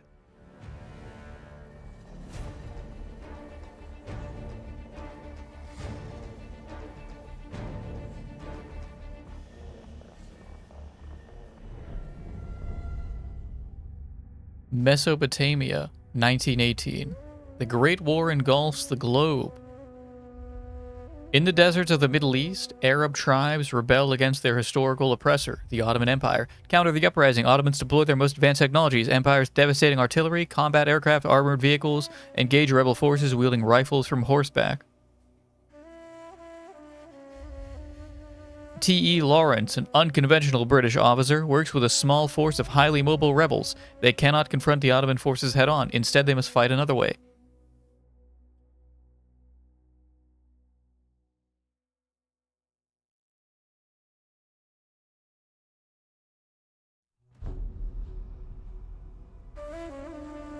The Arabian Desert, a vast ocean of drifting sands and scorched, sun-baked rocks. Beneath these endless dunes, oil, the lifeblood of our new mechanical century. For more than 400 years, the Ottoman Empire has ruled these lands, controlling all that's to be found here. But the Ottomans do not rule unopposed. Small bands of Bedouin rebels have united to overthrow the empire. They strike without warning and then vanish into the desert. Fighting alongside them is a lone British officer, whose exploits have earned him wide renown. The world has taken to calling this man Lawrence of Arabia. In the desert, you rely on good planning. But you also hope for a dash of luck. And luck was with us when we learned of a recently derailed Ottoman train carrying a most interesting piece of cargo. Oh, another stealth segment, huh? Patrol had joined the Ottomans who survived the crash. Together, they guarded the wreckage and waited for reinforcements. Oh, there goes my binoculars. Oh, they're back.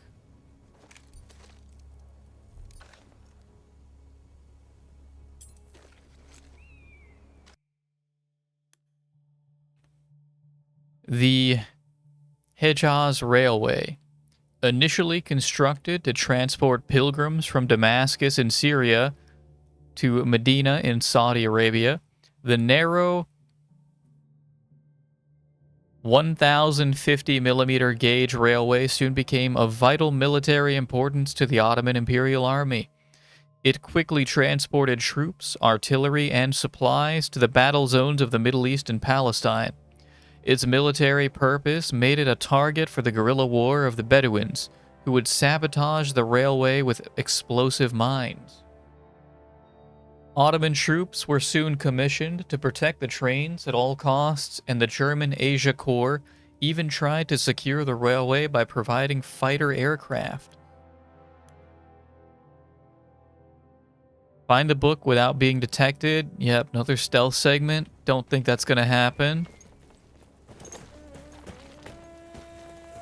A lone fighter has just one advantage over a large enemy force. This guy's already, I didn't notice him. Unseen.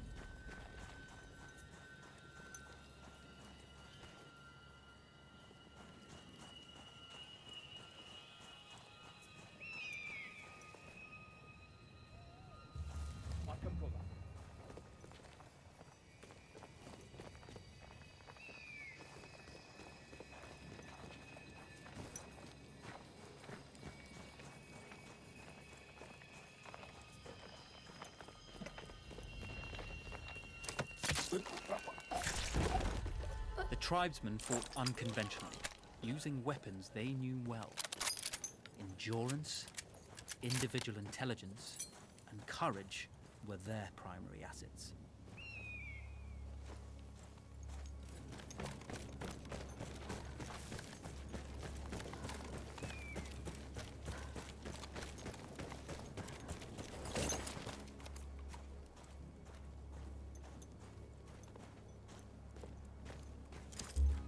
When your enemy has better weapons and better equipment than you, steal from your enemy.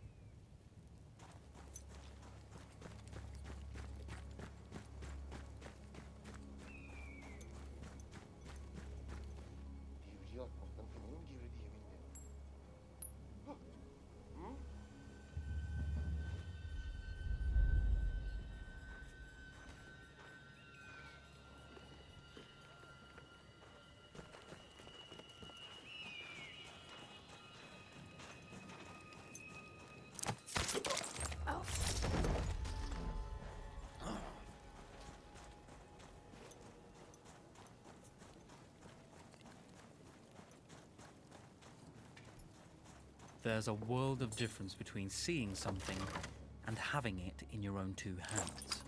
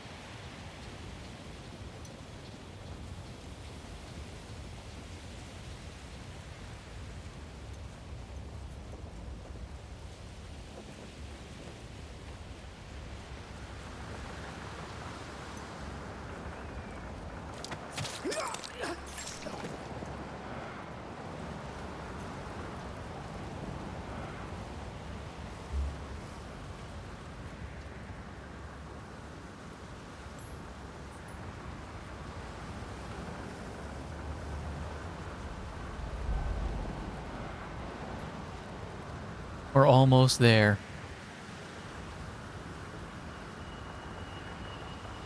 We're maybe halfway there because we're going to have to clear out all of these guys. And this is going to be miserable.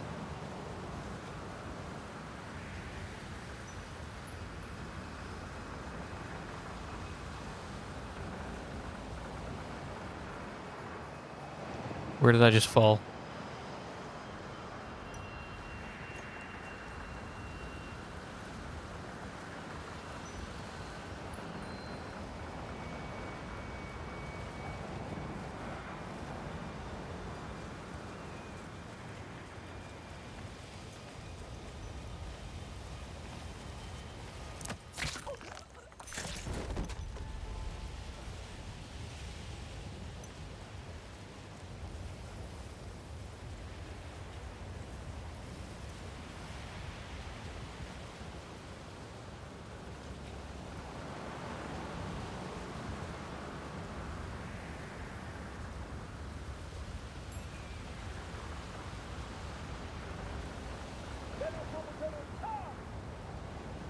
Oops, I threw that way too far, seemingly.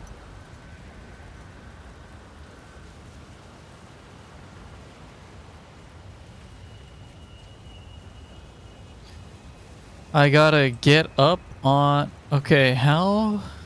Oh my gosh.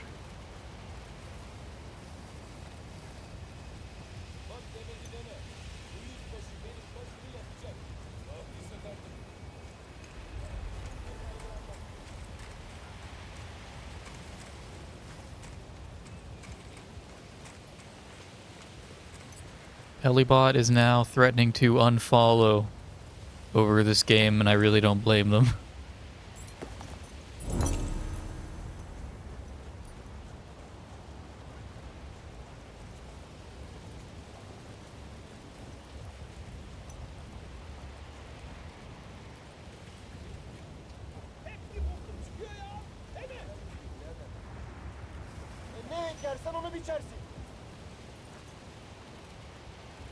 Gosh darn it.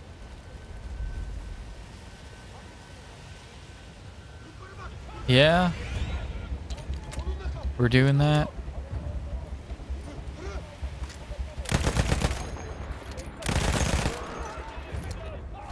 I tried.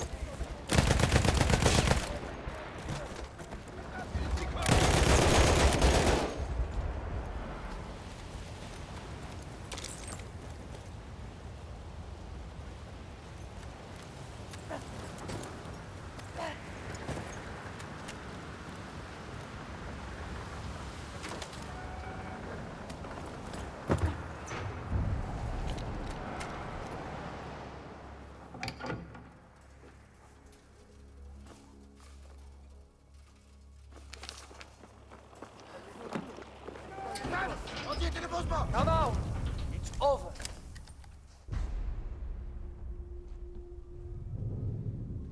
Well, you did not think we would be fast enough to catch you here, did you? Lawrence of Arabia.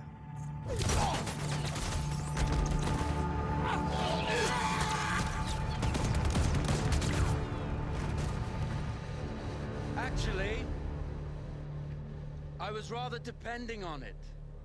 Lawrence.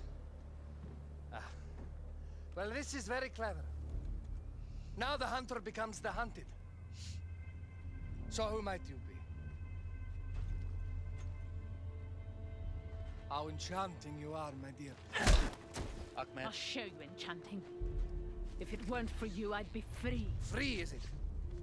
You'll be free when you're dead. And I'm happy to tell you, the Empire intends to grant you all this freedom very soon.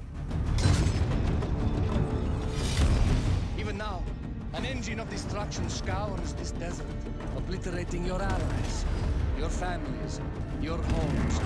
Soon there will be nowhere to run. Nowhere to hide.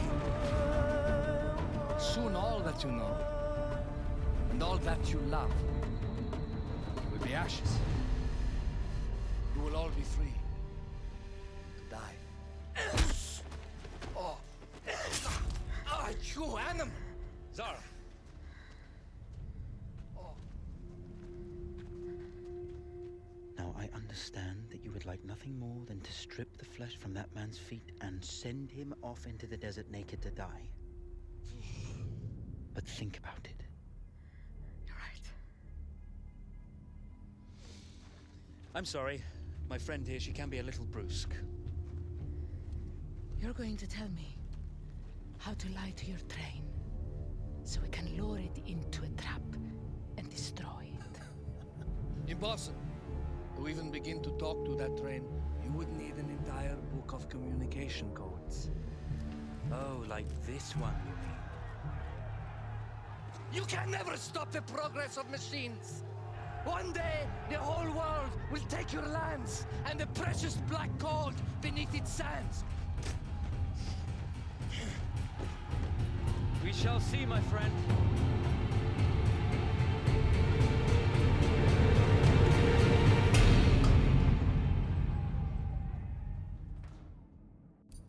Of course, obtaining the codebook was not enough. To destroy this Iron Dragon, this Canavar, as the Ottomans have named it, we had to send it 3 encrypted messages telling it to stand down. There were Ottoman outposts scattered along the railroad tracks. The commanders there carried high-priority message capsules. We had to use those to send our orders. Infiltrating the village wouldn't be easy. A full detachment of Ottoman soldiers had occupied it. The Ottomans had chosen an isolated location for their desert outpost. It seemed lightly defended. It was also well stocked with arms and equipment. The ancient ruins were all that remained of a civilization now lost to time. The Ottoman Empire brought in the modern world with a host of armored vehicles and field guns. 3 commanders to eliminate, 3 personal message capsules to be stolen, and then sent with our false orders. How Zara tackled this dangerous and audacious mission was up to her. Can I steal the tank?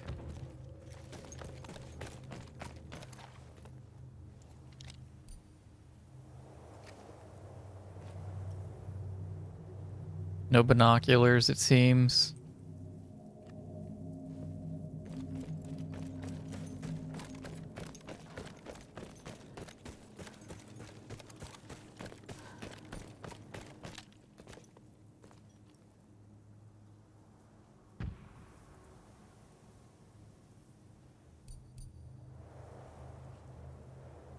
I can't tell what I just pinged.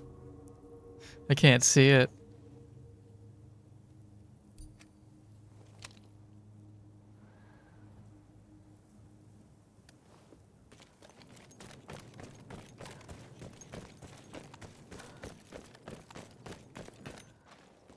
The Bedouin treasured their horses, and in return, those animals granted their riders unparalleled speed and mobility.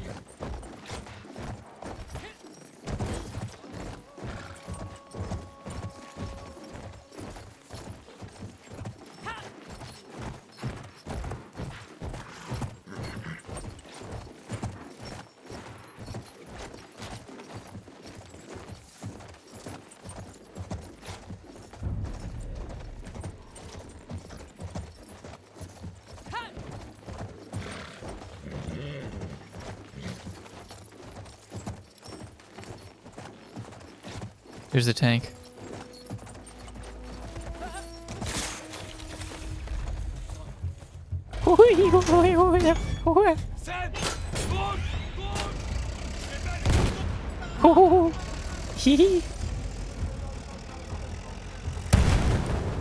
What was that?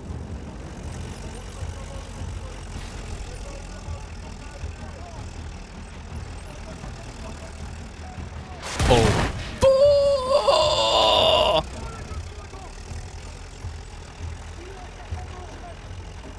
I gotta get the hell out of here.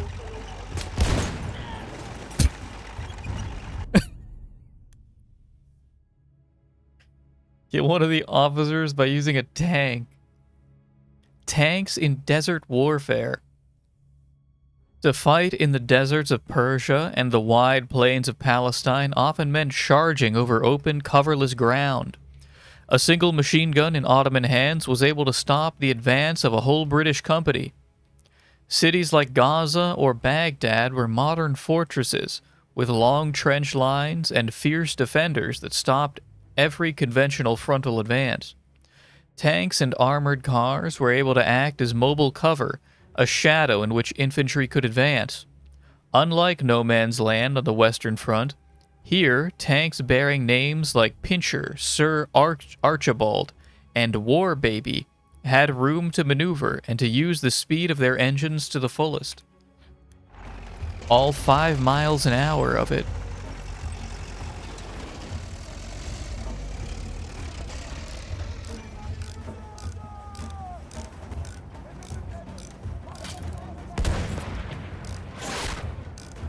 Oh, fuck.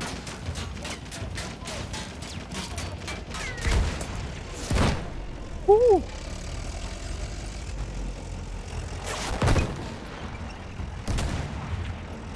I think they will kill me if they hit me again, though.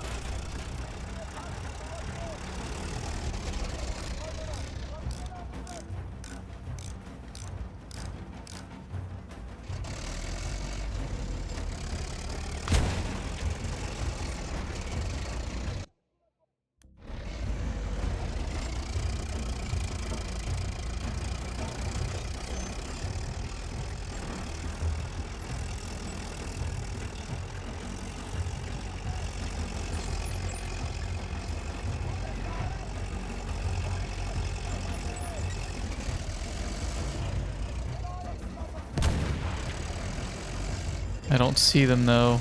Where'd they run off to? They're really the only threat that can... Did I hear them, or was that me? That must have been me that I hear.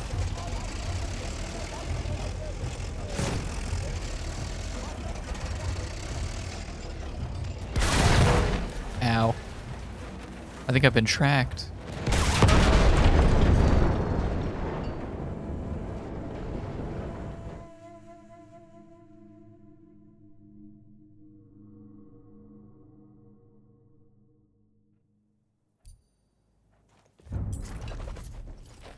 You got me fucked up if you think I'm not doing that again. The only difference being that I might have to destroy...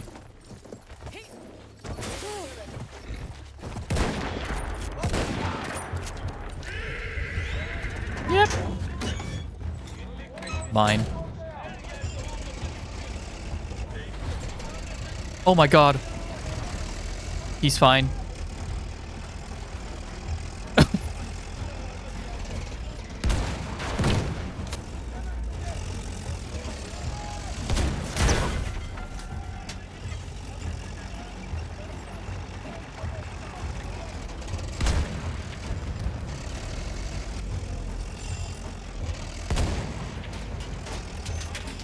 Uh-oh. Wait, don't push me.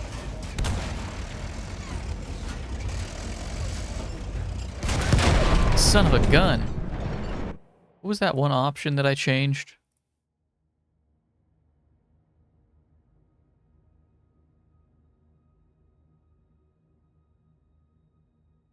Let me switch those back and see if that feels any better.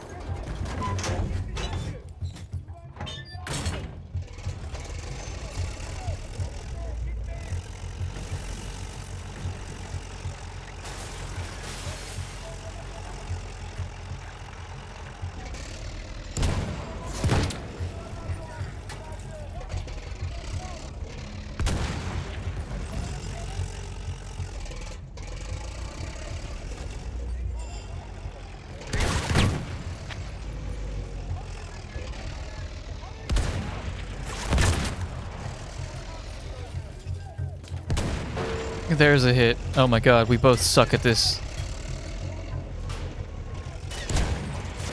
I don't know how I'm missing, if I'm being completely honest.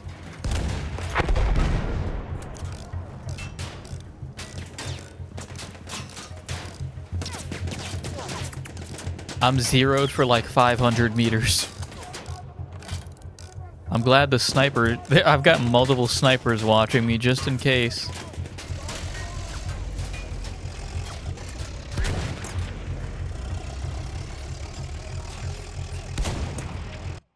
No, I do want it decoupled.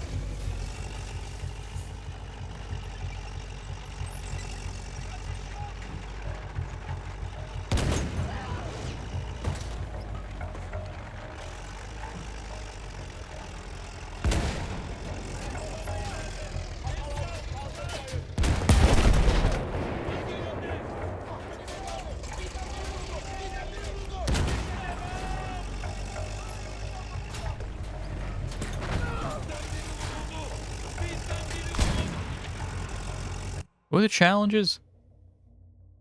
Bolt action rifle. Melee. Ooh.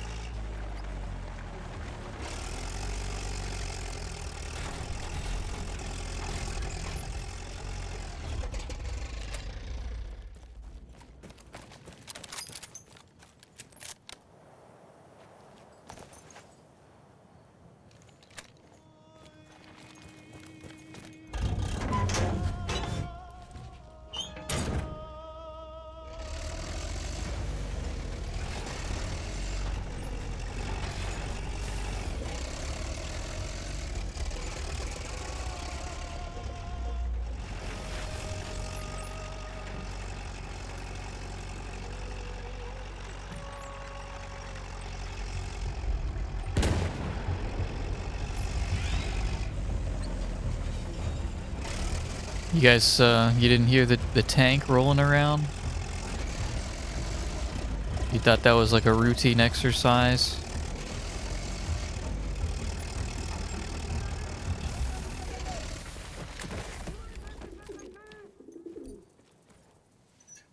Here you go, birdie.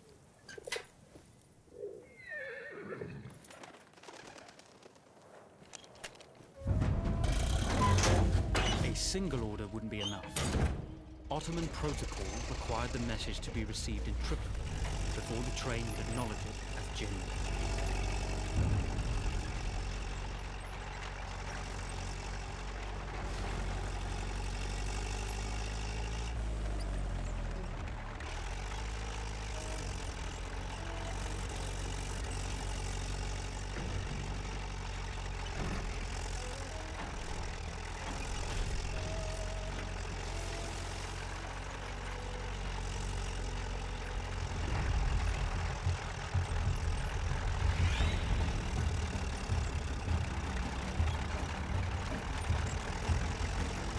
What is that? One guy sees me? What are you gonna do?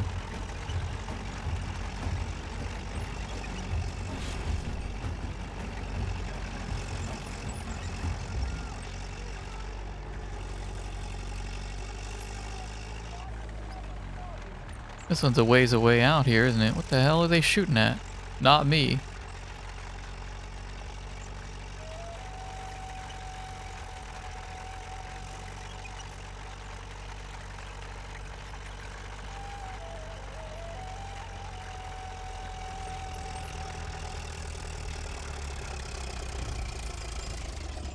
Notice that I do not leave tracks in the sand.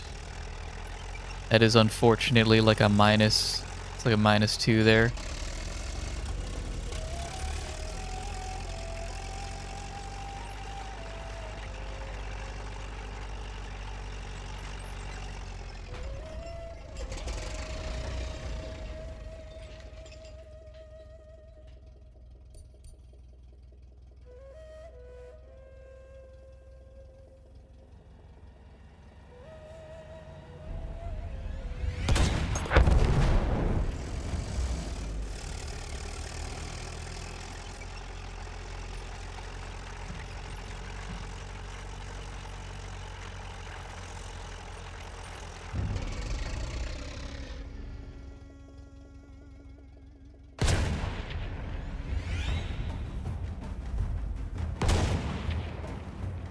Where is the commander? Because I actually don't want to... I don't want to kill him with the tank.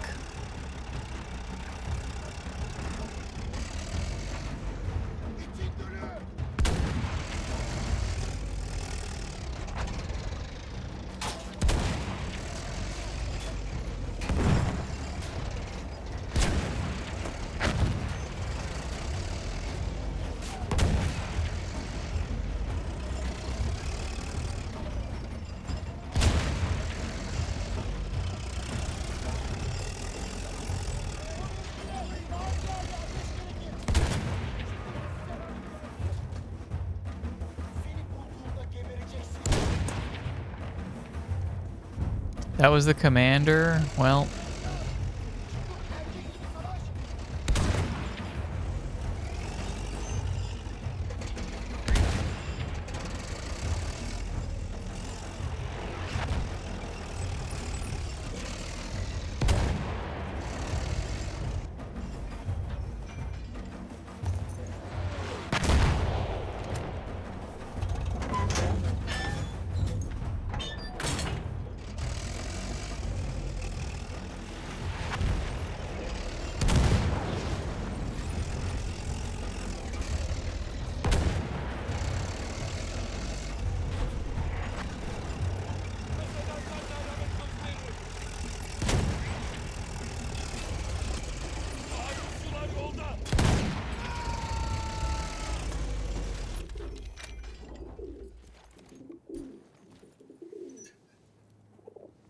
Elibot says I'm cheating by using the tools the game's given to me. We were putting a great deal of trust in Zara's capabilities, but I had complete confidence that she would carry the day.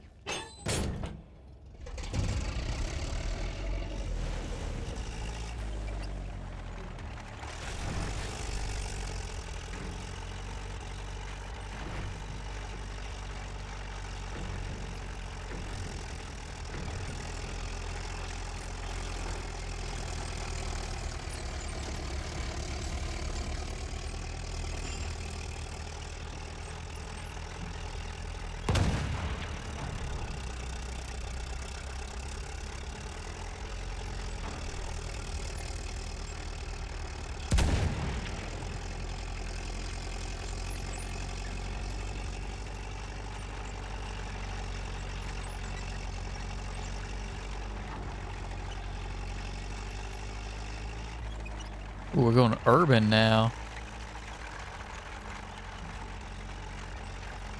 Let's see how this place stands up to a tank.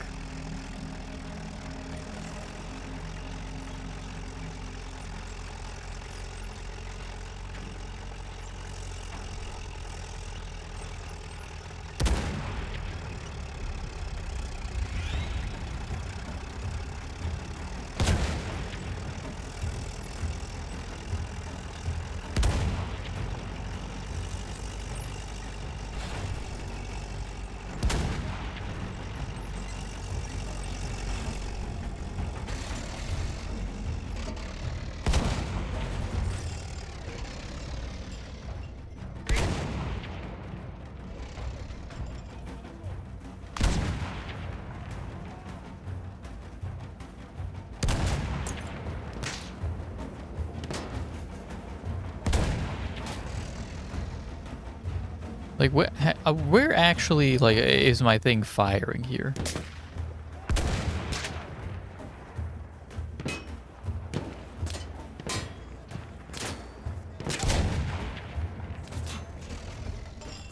It's firing, like, over the chevron. It actually is zeroed for, like, 100 meters or something.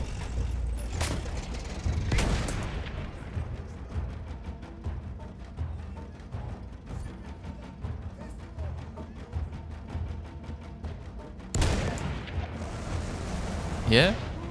Ow. Wait, that hurts a lot. Stop that.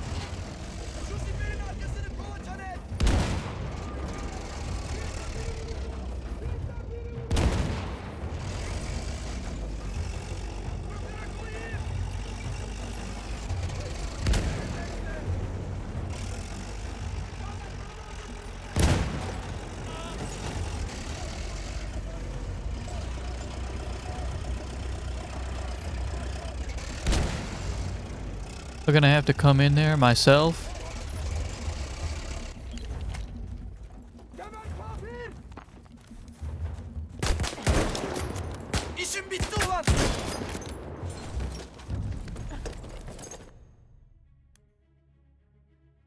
Gertrude Bell. Gertrude Bell was a traveling archaeologist and writer who spoke fluent Persian and Arabic, and had already published many studies on the Middle East before the war broke out. British intelligence hired her for her expertise to help the war effort in Palestine and at the Suez Canal. She soon found herself in the company of T.E. Lawrence, with whom she tried to forge an alliance with the rebellious Bedouins. As British forces captured Baghdad in 1917, Gertrude Bell was deeply involved in the realignment of Mesopotamia, particularly with the creation of the State of Iraq. She assisted diplomats and politicians like Winston Churchill in installing the rule of King Faisal I.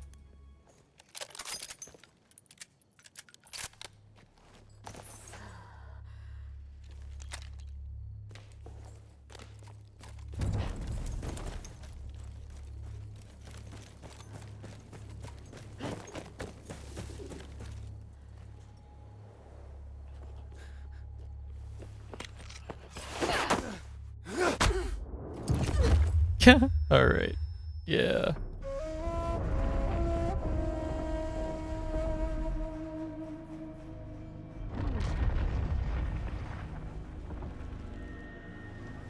Although you see, the message had already been sent, my dear. Not the message you would have wanted.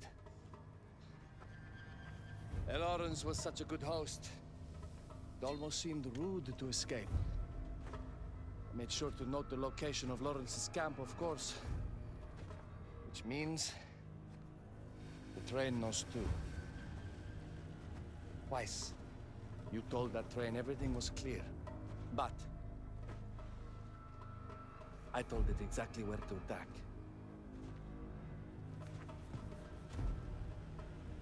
The beast has your scent, my dear. And it's coming to slaughter you and your little band of rebels. First, the firestorm from the cannon. Then, up close with the troops to slaughter any survivors.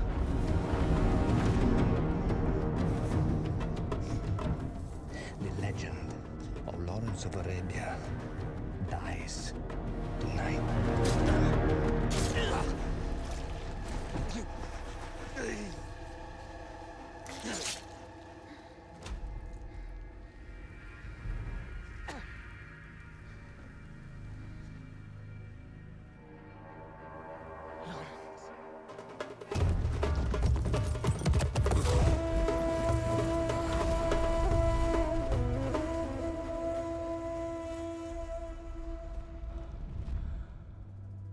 You slipped away just in time. Tilkitchi was a fool to think we'd ever stay after he escaped. The carnival won't stop hunting us. No, it won't. Let me think. The train's coming a long way, so it'll have to stop to take on water. That's where we strike. Agreed. I'll deal with any sentries, then rig explosives on the track. Yes, and I'll rally our fighters. When I blow the lines, the train will be trapped. So when you hear the blast, you need to attack them with everything you have. It's good. But you know that there's a chance the men may not come. You may set off those explosives and find you're out there all alone. You know that. I guess I won't know either way until I set it off.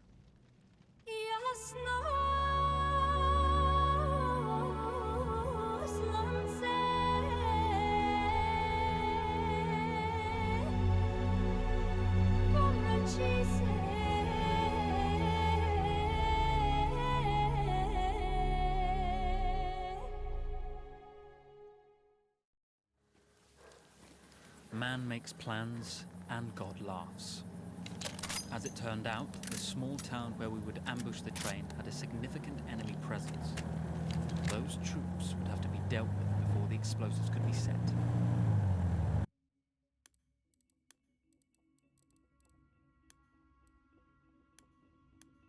What do you mean, wait, war tapes? What do you mean, war tapes?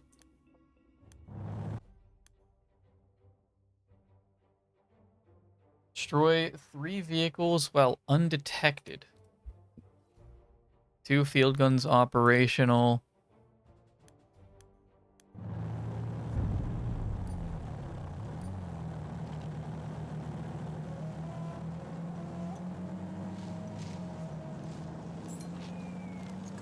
Undetected. Right.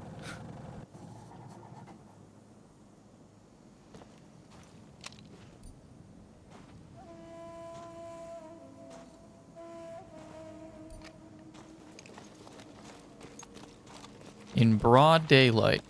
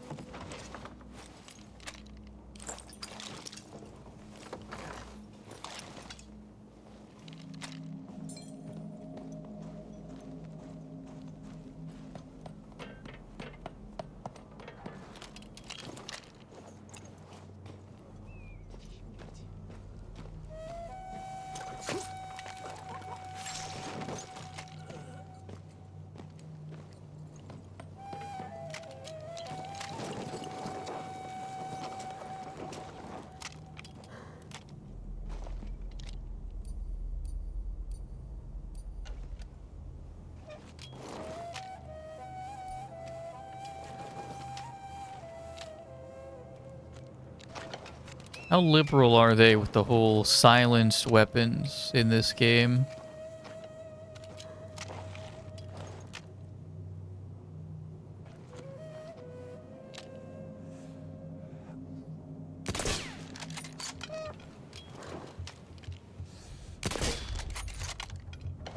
All right.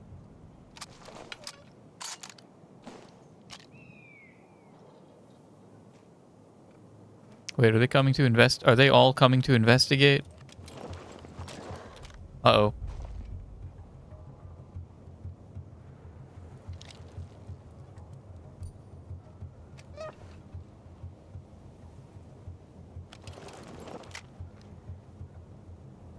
Investigate all you want, unless you know, like, bullet forensics.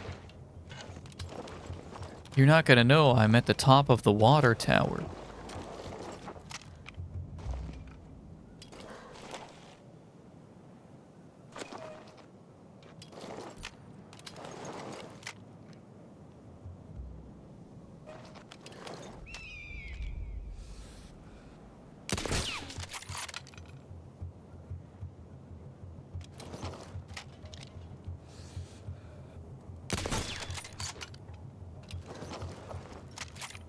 Do I have enough bullets, though?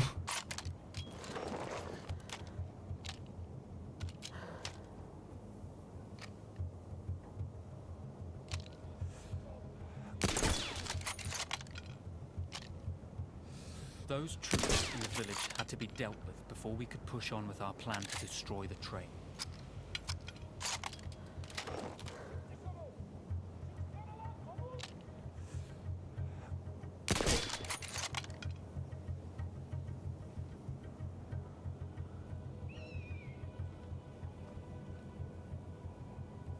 Damn, if I knew this is all you had to do.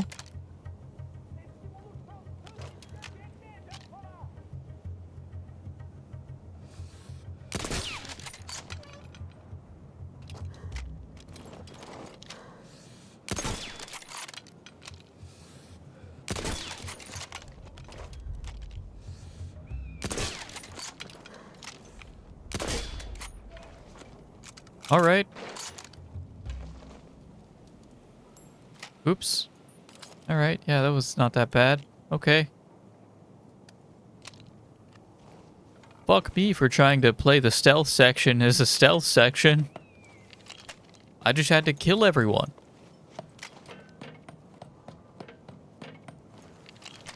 At range with a silenced weapon.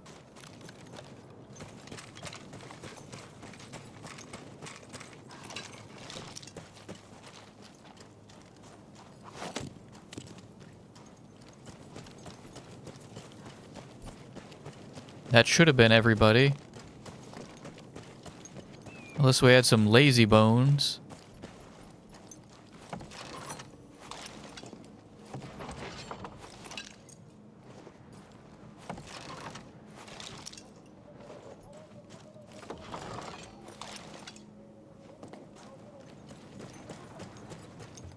And we did.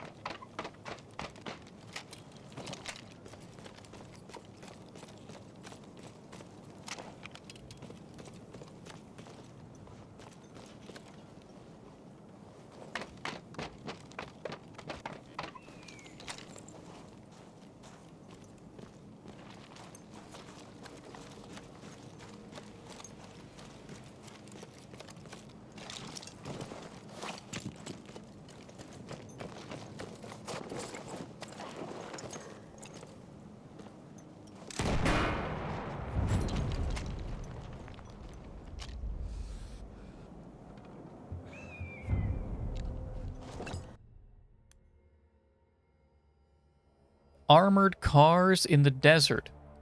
The biggest admirer of the newly established British light armored motor batteries was probably T.E. Lawrence during the Arab Revolt.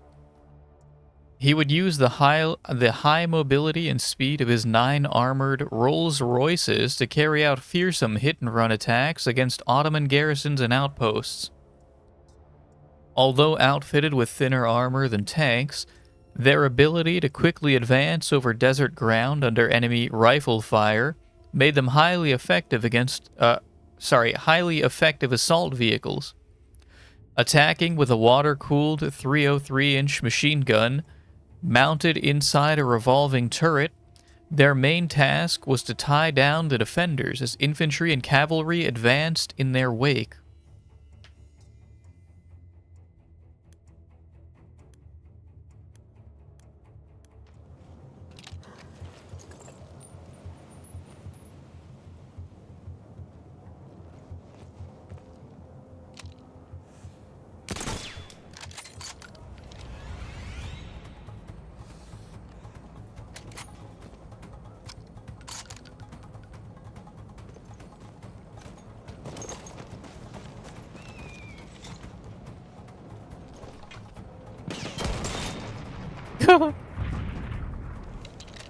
Once Zara secured the town, the trap could be set for the arriving train.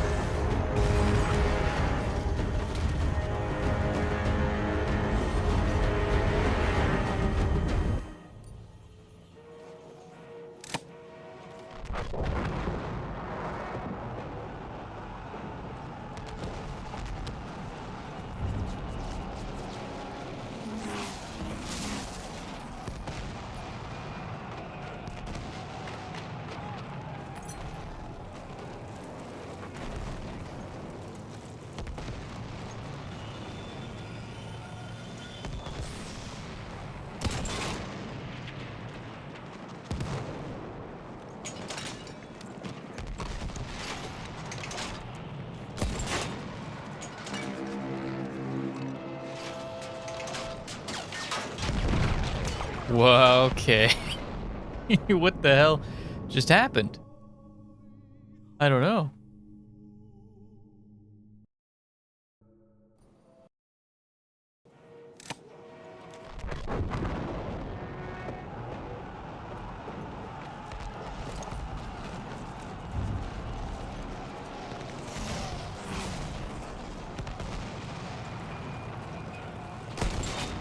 I missed.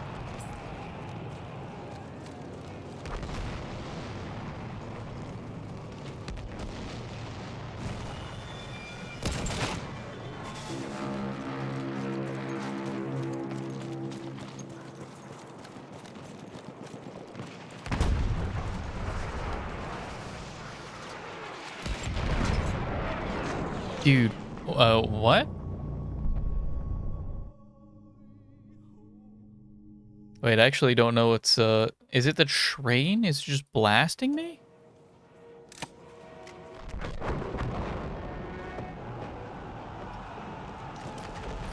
Maybe, but I don't know how to tell, like, when it's aiming at me, if I'm being honest.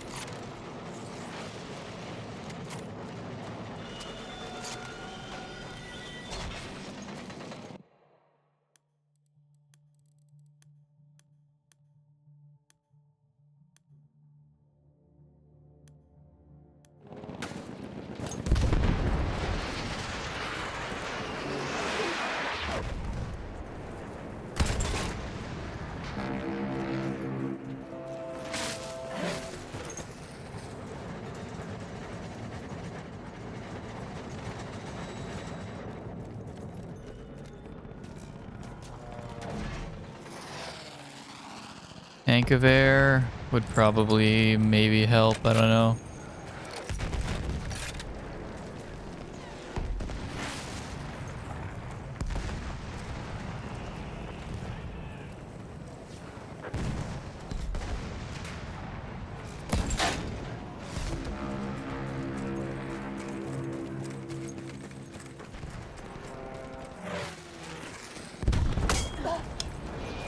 The plane?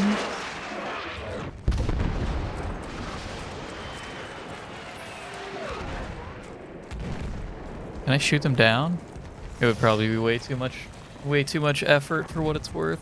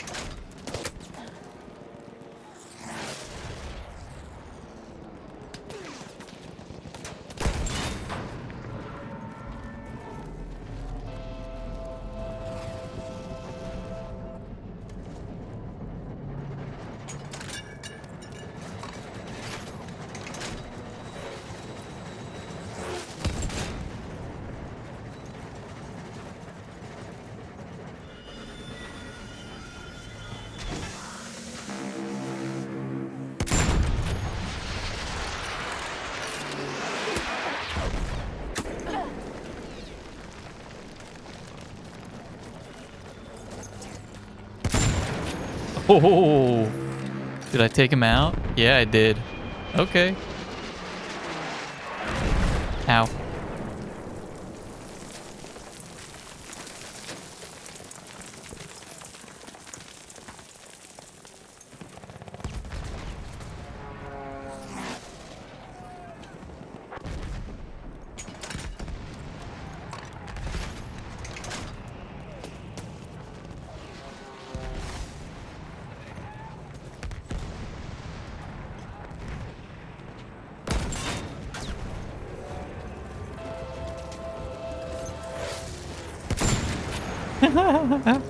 That's kind of satisfying.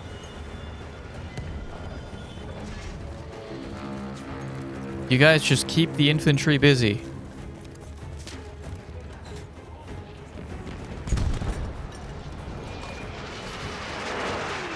Oh! Turret's down.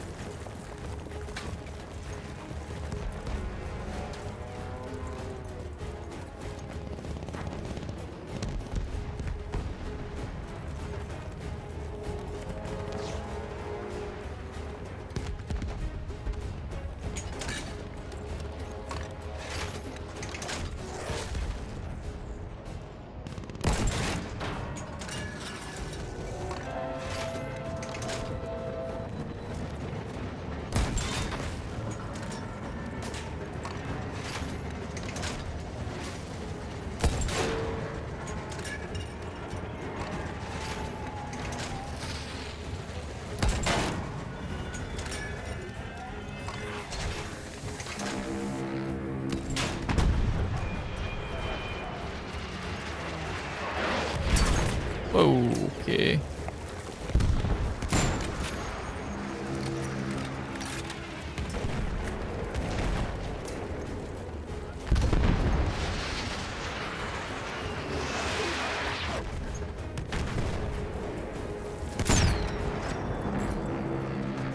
Oh, I did it. Wait, I want to look before they kick me out. Aircrafts in desert warfare. Until 1917, the Germans and Ottomans had enjoyed a period of air superiority in Palestine. Practically unopposed by the small numbers of outdated EEF planes, the Levant Corps was able to provide protection against British observation attempts, but for a renewed offensive against the enemy, British General Allenby ordered the creation of a new air force at the Suez Canal and the number 5 and number 40 wings of the Royal Flying Corps. They were known as the Palestine Brigade. While one corps was tasked with supporting troops on the ground, the other wing would fight the Germans and Ottomans in the air. The most valuable bombing target was the Hijab Railway that transported Ottoman troops, supplies, and guns from Syria toward the garrisons in Saudi Arabia and Palestine. Its biggest weakness was that it relied on its tracks, which made it vulnerable to sabotage and enemy attacks, especially from the sky. The Palestine Brigade not only broke the Levant Corps by destroying many of its planes, it flew many attacks on.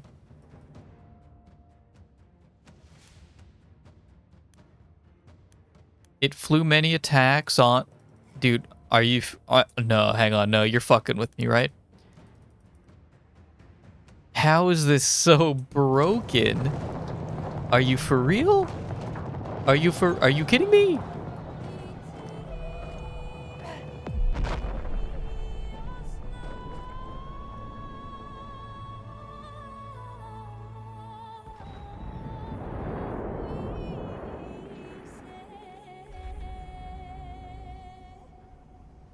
Vengeance can be a sweet or bitter brew. How did you find it, Zara?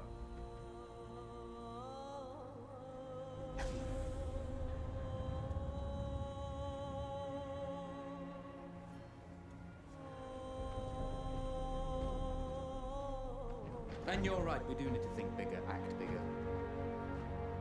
Maybe even the Suez Canal.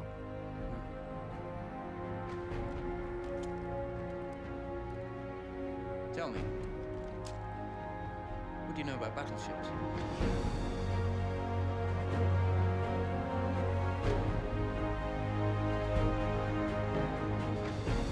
The end of the Great War saw the Ottomans driven from Arabia. However, the empires of Britain and France reneged on their promise of Arab independence.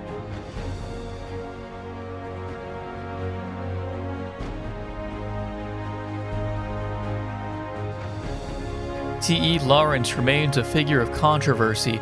The war for oil continues to this day. Controversy. Why? Because he was working... Because he allowed the British to colonize? I'm sure there's a lot that this game did not explain.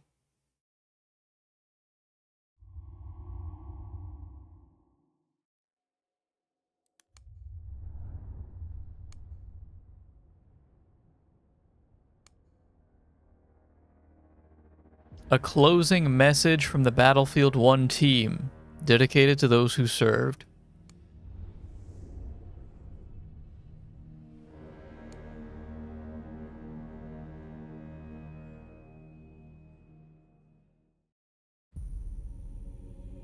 One day, all this will be over.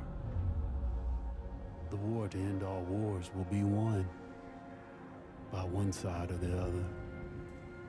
The guns will rust, grass will grow, and there'll be nothing left of any of this.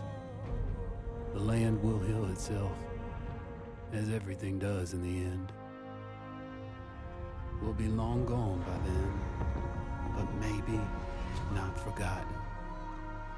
History only remembers 1 in 1,000 of us. Then the future will be filled with stories of who we were and what we did, how we lived, how we fought, and how we died. When this is all over and the war is won, they will remember us. But until that day comes, we will stand. We will look death in the eye. And we will fight.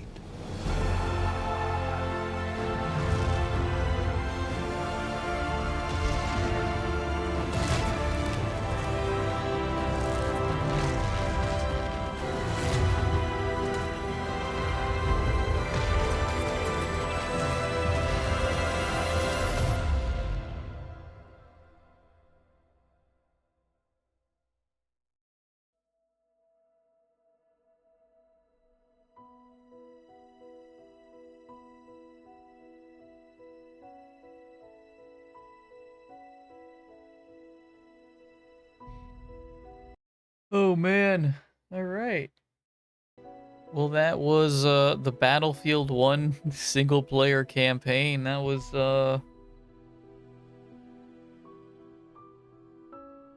That was something.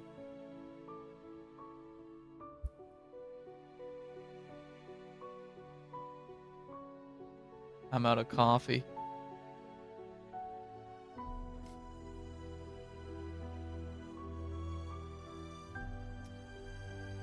Yeah, that was,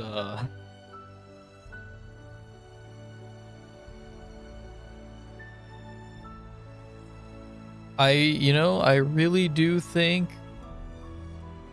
I'm sure that there is a lot of nostalgia,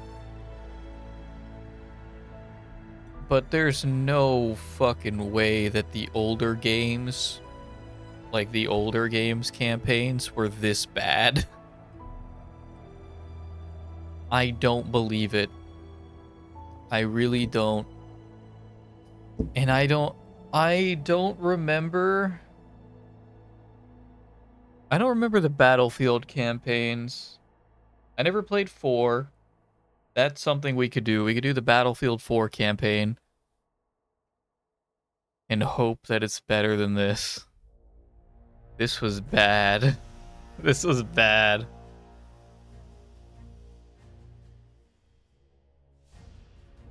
I can say most certainly, even though they were balls hard on veteran, Call of Duty World at War, Call of Duty 4, Modern Warfare 2, those campaigns were all fun. Those were fun, maybe even well put together. I don't remember. The settings were interesting. There were some missions that I can remember.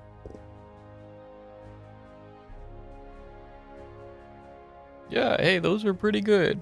Yeah, those were good ones. Those were good campaigns for a shooter focused on multiplayer. This was rough. This was bad. The stories, whatever they were trying to tell in these anthologies, may as well have not been there.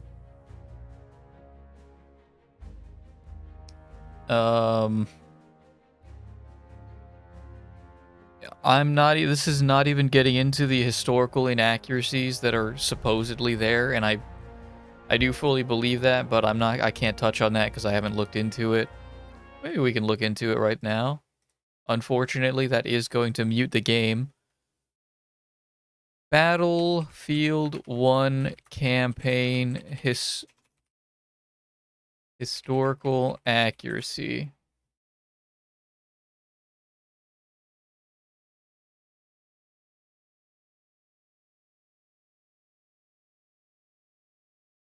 The Great War YouTube channel has a good analysis. No shit. Well, okay, this is a trailer analysis.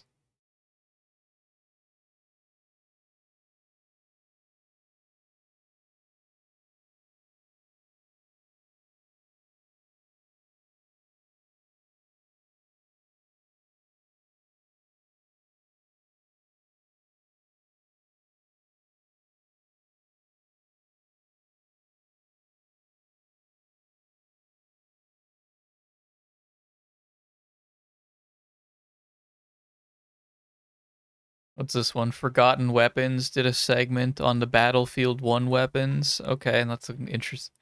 Okay. Authentic, but not accurate.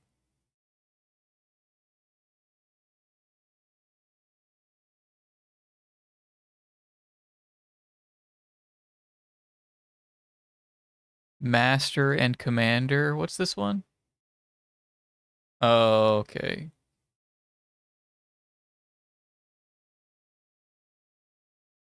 Have I seen this? I don't know if I've seen this.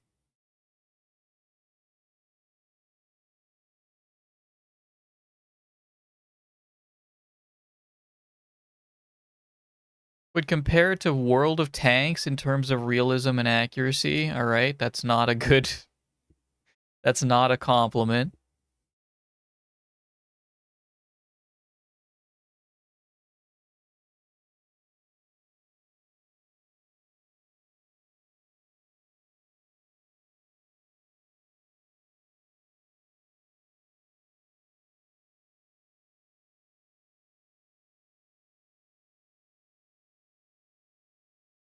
Can I find... What is this here? This one is from Vice.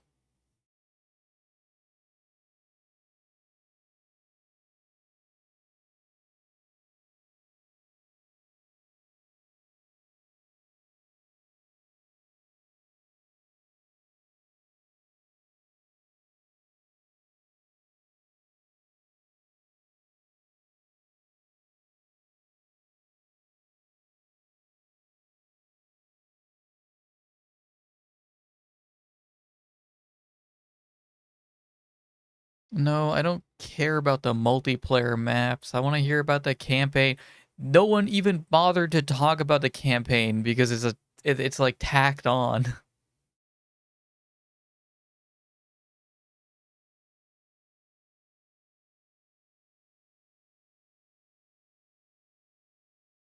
This is the alpha. I don't care about the multiplayer alpha.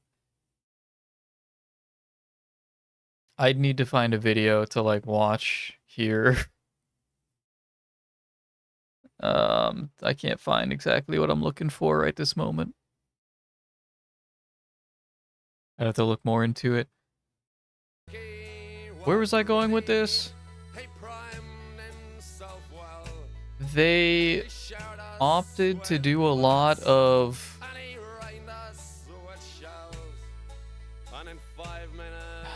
Well, so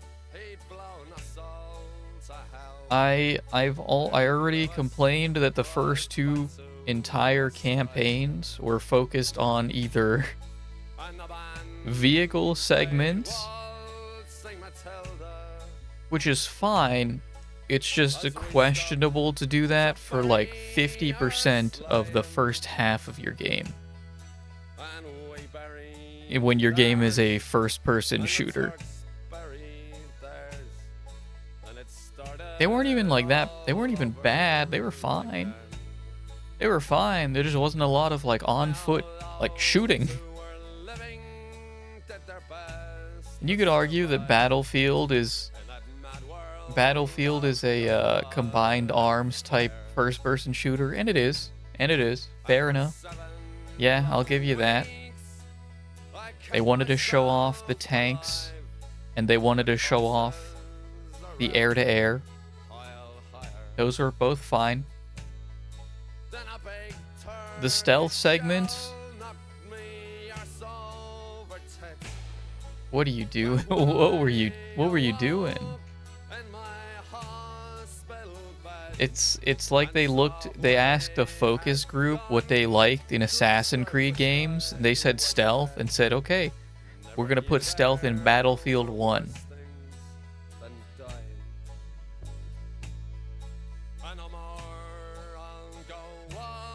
Why?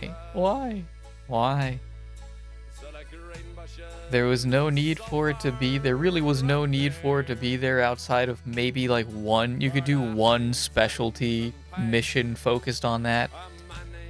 But if you're gonna do that, make the system better. Make the system better or don't add it.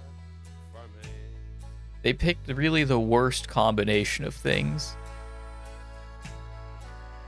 And you didn't have to utilize it, which again kind of asks, why is it there?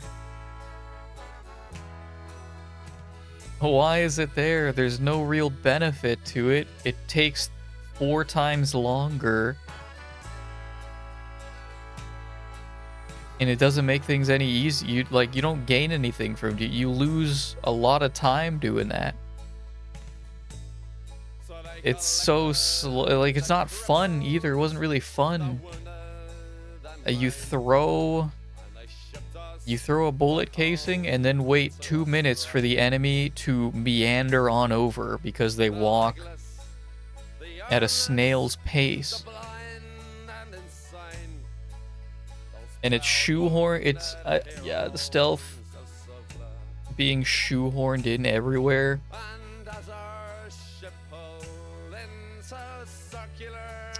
It was not good. I did want to try it out, and I finally got the groove of it at that last segment in during the last campaign, where all you do is you just kill everyone with a silenced weapon. That's it. That's how you do stealth in this game.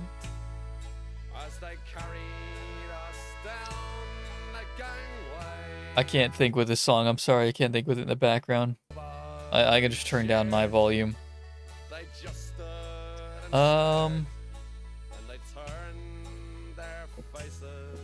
So yeah, interesting choices of missions.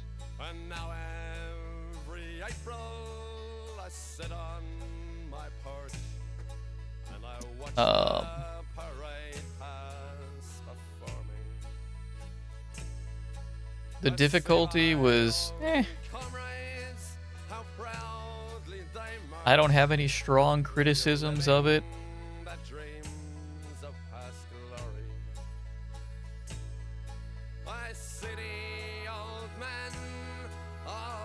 I can't really complain because all these other games also just make enemies deal more damage and kill you faster. That's how they do difficulty. Whether it be Call of Duty, Battlefield, or like Halo even, you just take more damage. The enemies are stronger. It's whatever.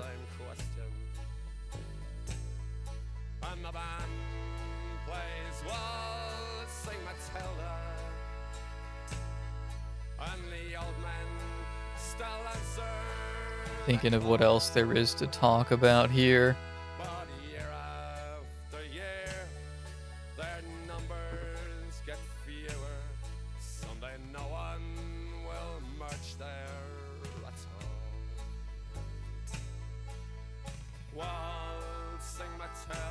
It was interesting that they use like multiplayer weapon damage almost assuredly.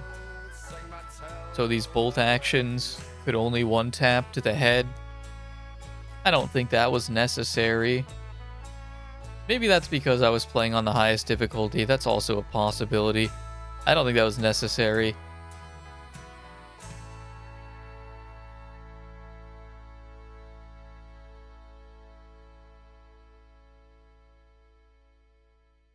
It just makes fighting against the AI feel weird because you're just always going to want to go for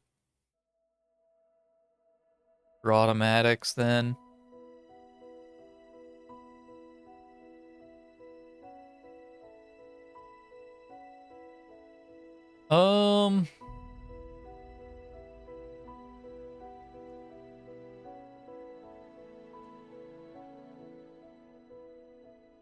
Yeah, I felt no connection at all to the story. They somehow made World War I like less interesting. Which is commendable.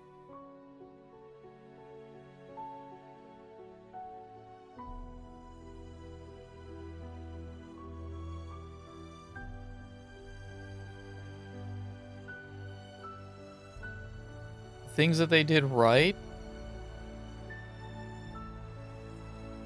The tanks were fun to use. The cannon was really loud, which got a little old, but it did feel pretty powerful.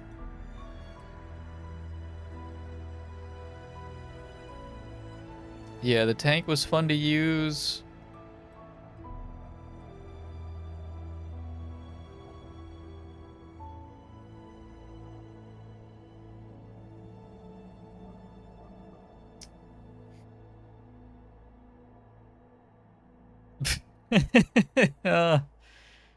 Oh, I'm also going to criticize, we'll go back here, I'm going to criticize some of the campaign objectives were just...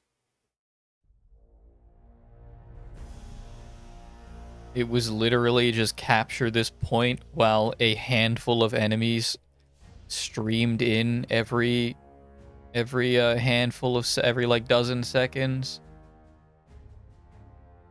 They didn't even try. They really didn't even try for that. Yeah, it just felt like...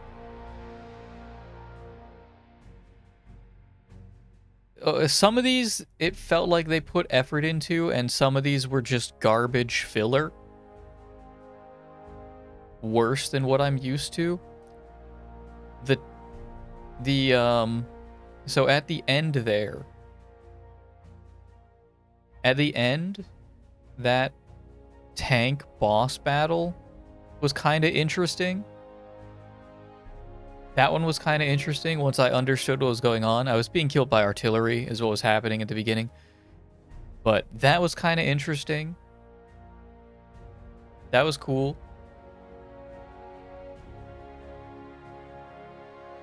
The first campaign, once again, the tank segment was okay. What is this? Trench Clear M1909 Benet Merci. Okay.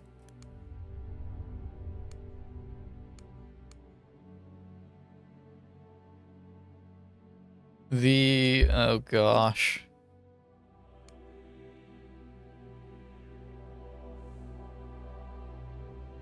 This one was there. Yeah, that was a campaign. This one was okay. These two were okay.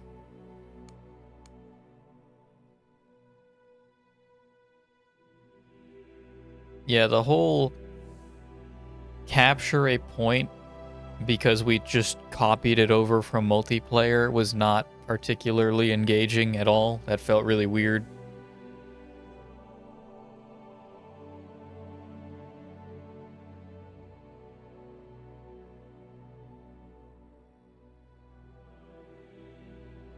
I don't know. There's a lot that it's at the back of my mind that I can't really put into words right now. It just didn't feel very good or fun.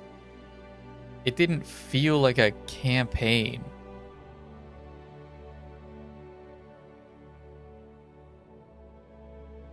It felt like I was just making my way through a map, shooting at AI. It didn't feel like a campaign. Right. Like, go play through Halo 3. That's what a campaign feels like. Go do Halo 3's campaign. And then come and do this.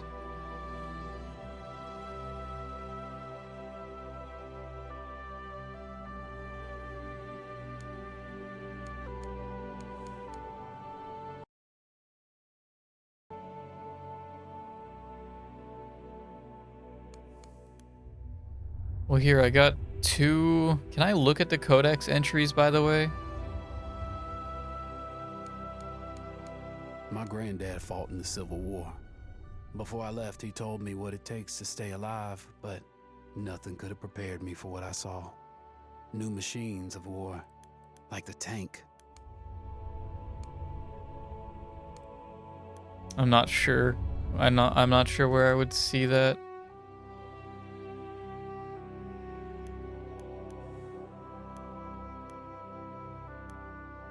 I lost connection. The game being like freaking out if I was in a menu for too long was weird. Hang on, do I have to do something to go online, or can I, let me, real quick, can I just click this button?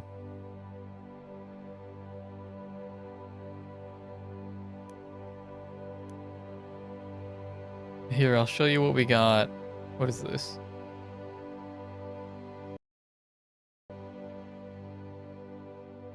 I don't really care.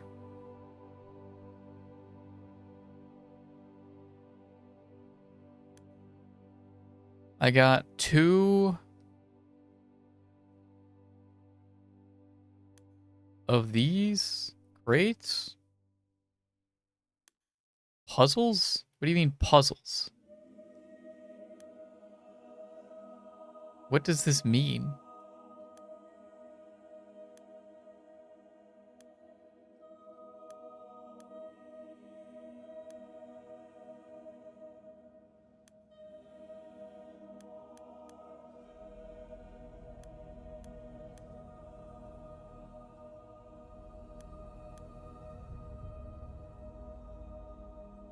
What is... I don't know, I never really interacted with this system.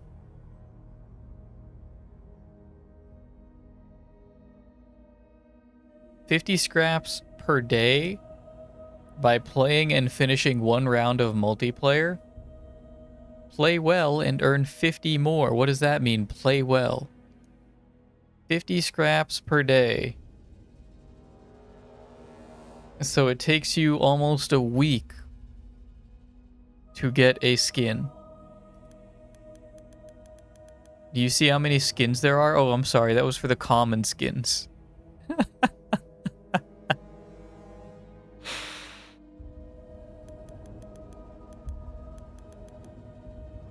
Oh my god.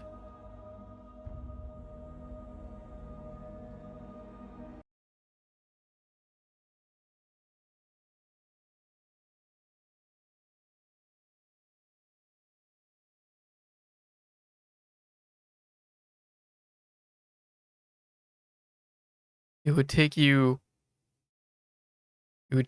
200 days to get one of these skins here.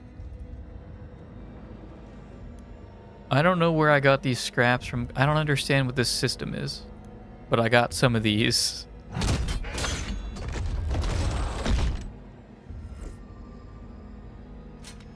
Cool.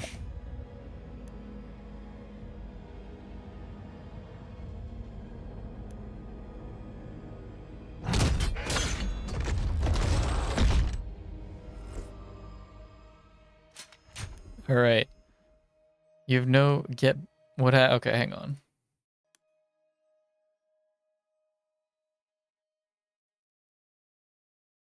You pay $2 for one of these loot crates. Or you get progress by finishing matches. I wonder how long it takes for that. Yeah, so I never really interacted with that system.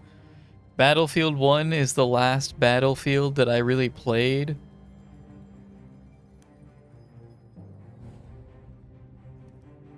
And man, oh man. The multiplayer was fun. I remember... I had fun, excuse me, I had fun with the multiplayer.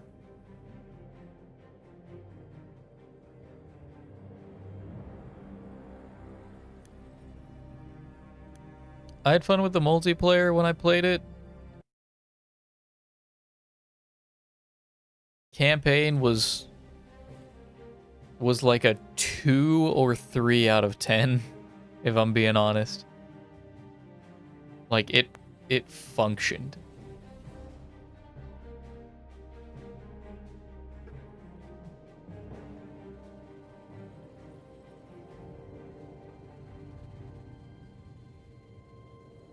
Yeah, that was pretty... It was just like, it was pretty boring. Tanks were cool, the explosions felt cool. Although even just the killing enemies, that didn't really feel that satisfying. No, it really didn't. That didn't feel satisfying, which is a big problem if that's like your main gameplay loop. Did not feel satisfying. Yeah, so that was Battlefield 1. Those are my thoughts on it. That was the Battlefield 1 campaign, rather. That was,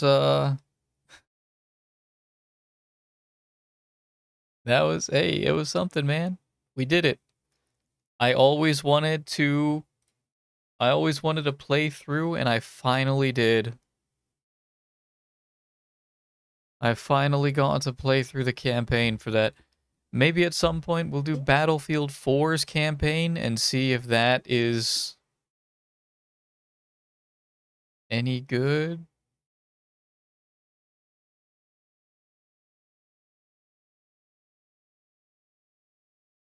Damn, man, I just want to go through and do like World at War. World at War or Modern Warfare 1 and 2. Those ones were fun. Those are fun campaigns. And Halo, of course. Halo clears. I mean, I'm sorry, you're not gonna. I'm a Halo guy. Let me add these to my watch later.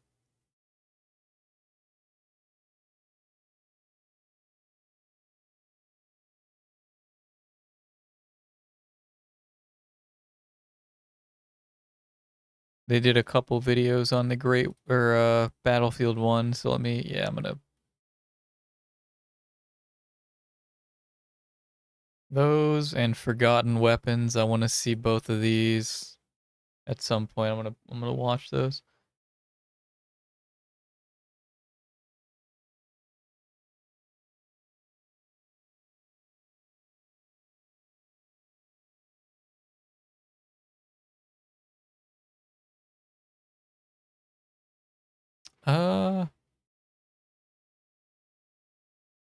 Yeah, that's probably.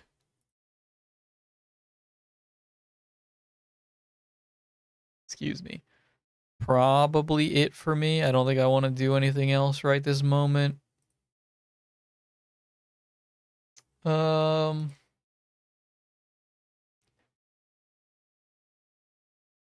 Vinny's live, doing more RimWorld, the new RimWorld Odyssey DLC.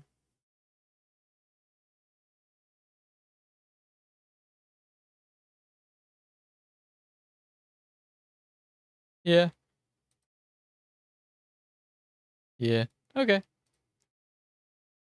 Yeah, that'll be that. Thank you guys for joining me. Enjoy the rest of your night. And I will see you when I see you. Goodbye.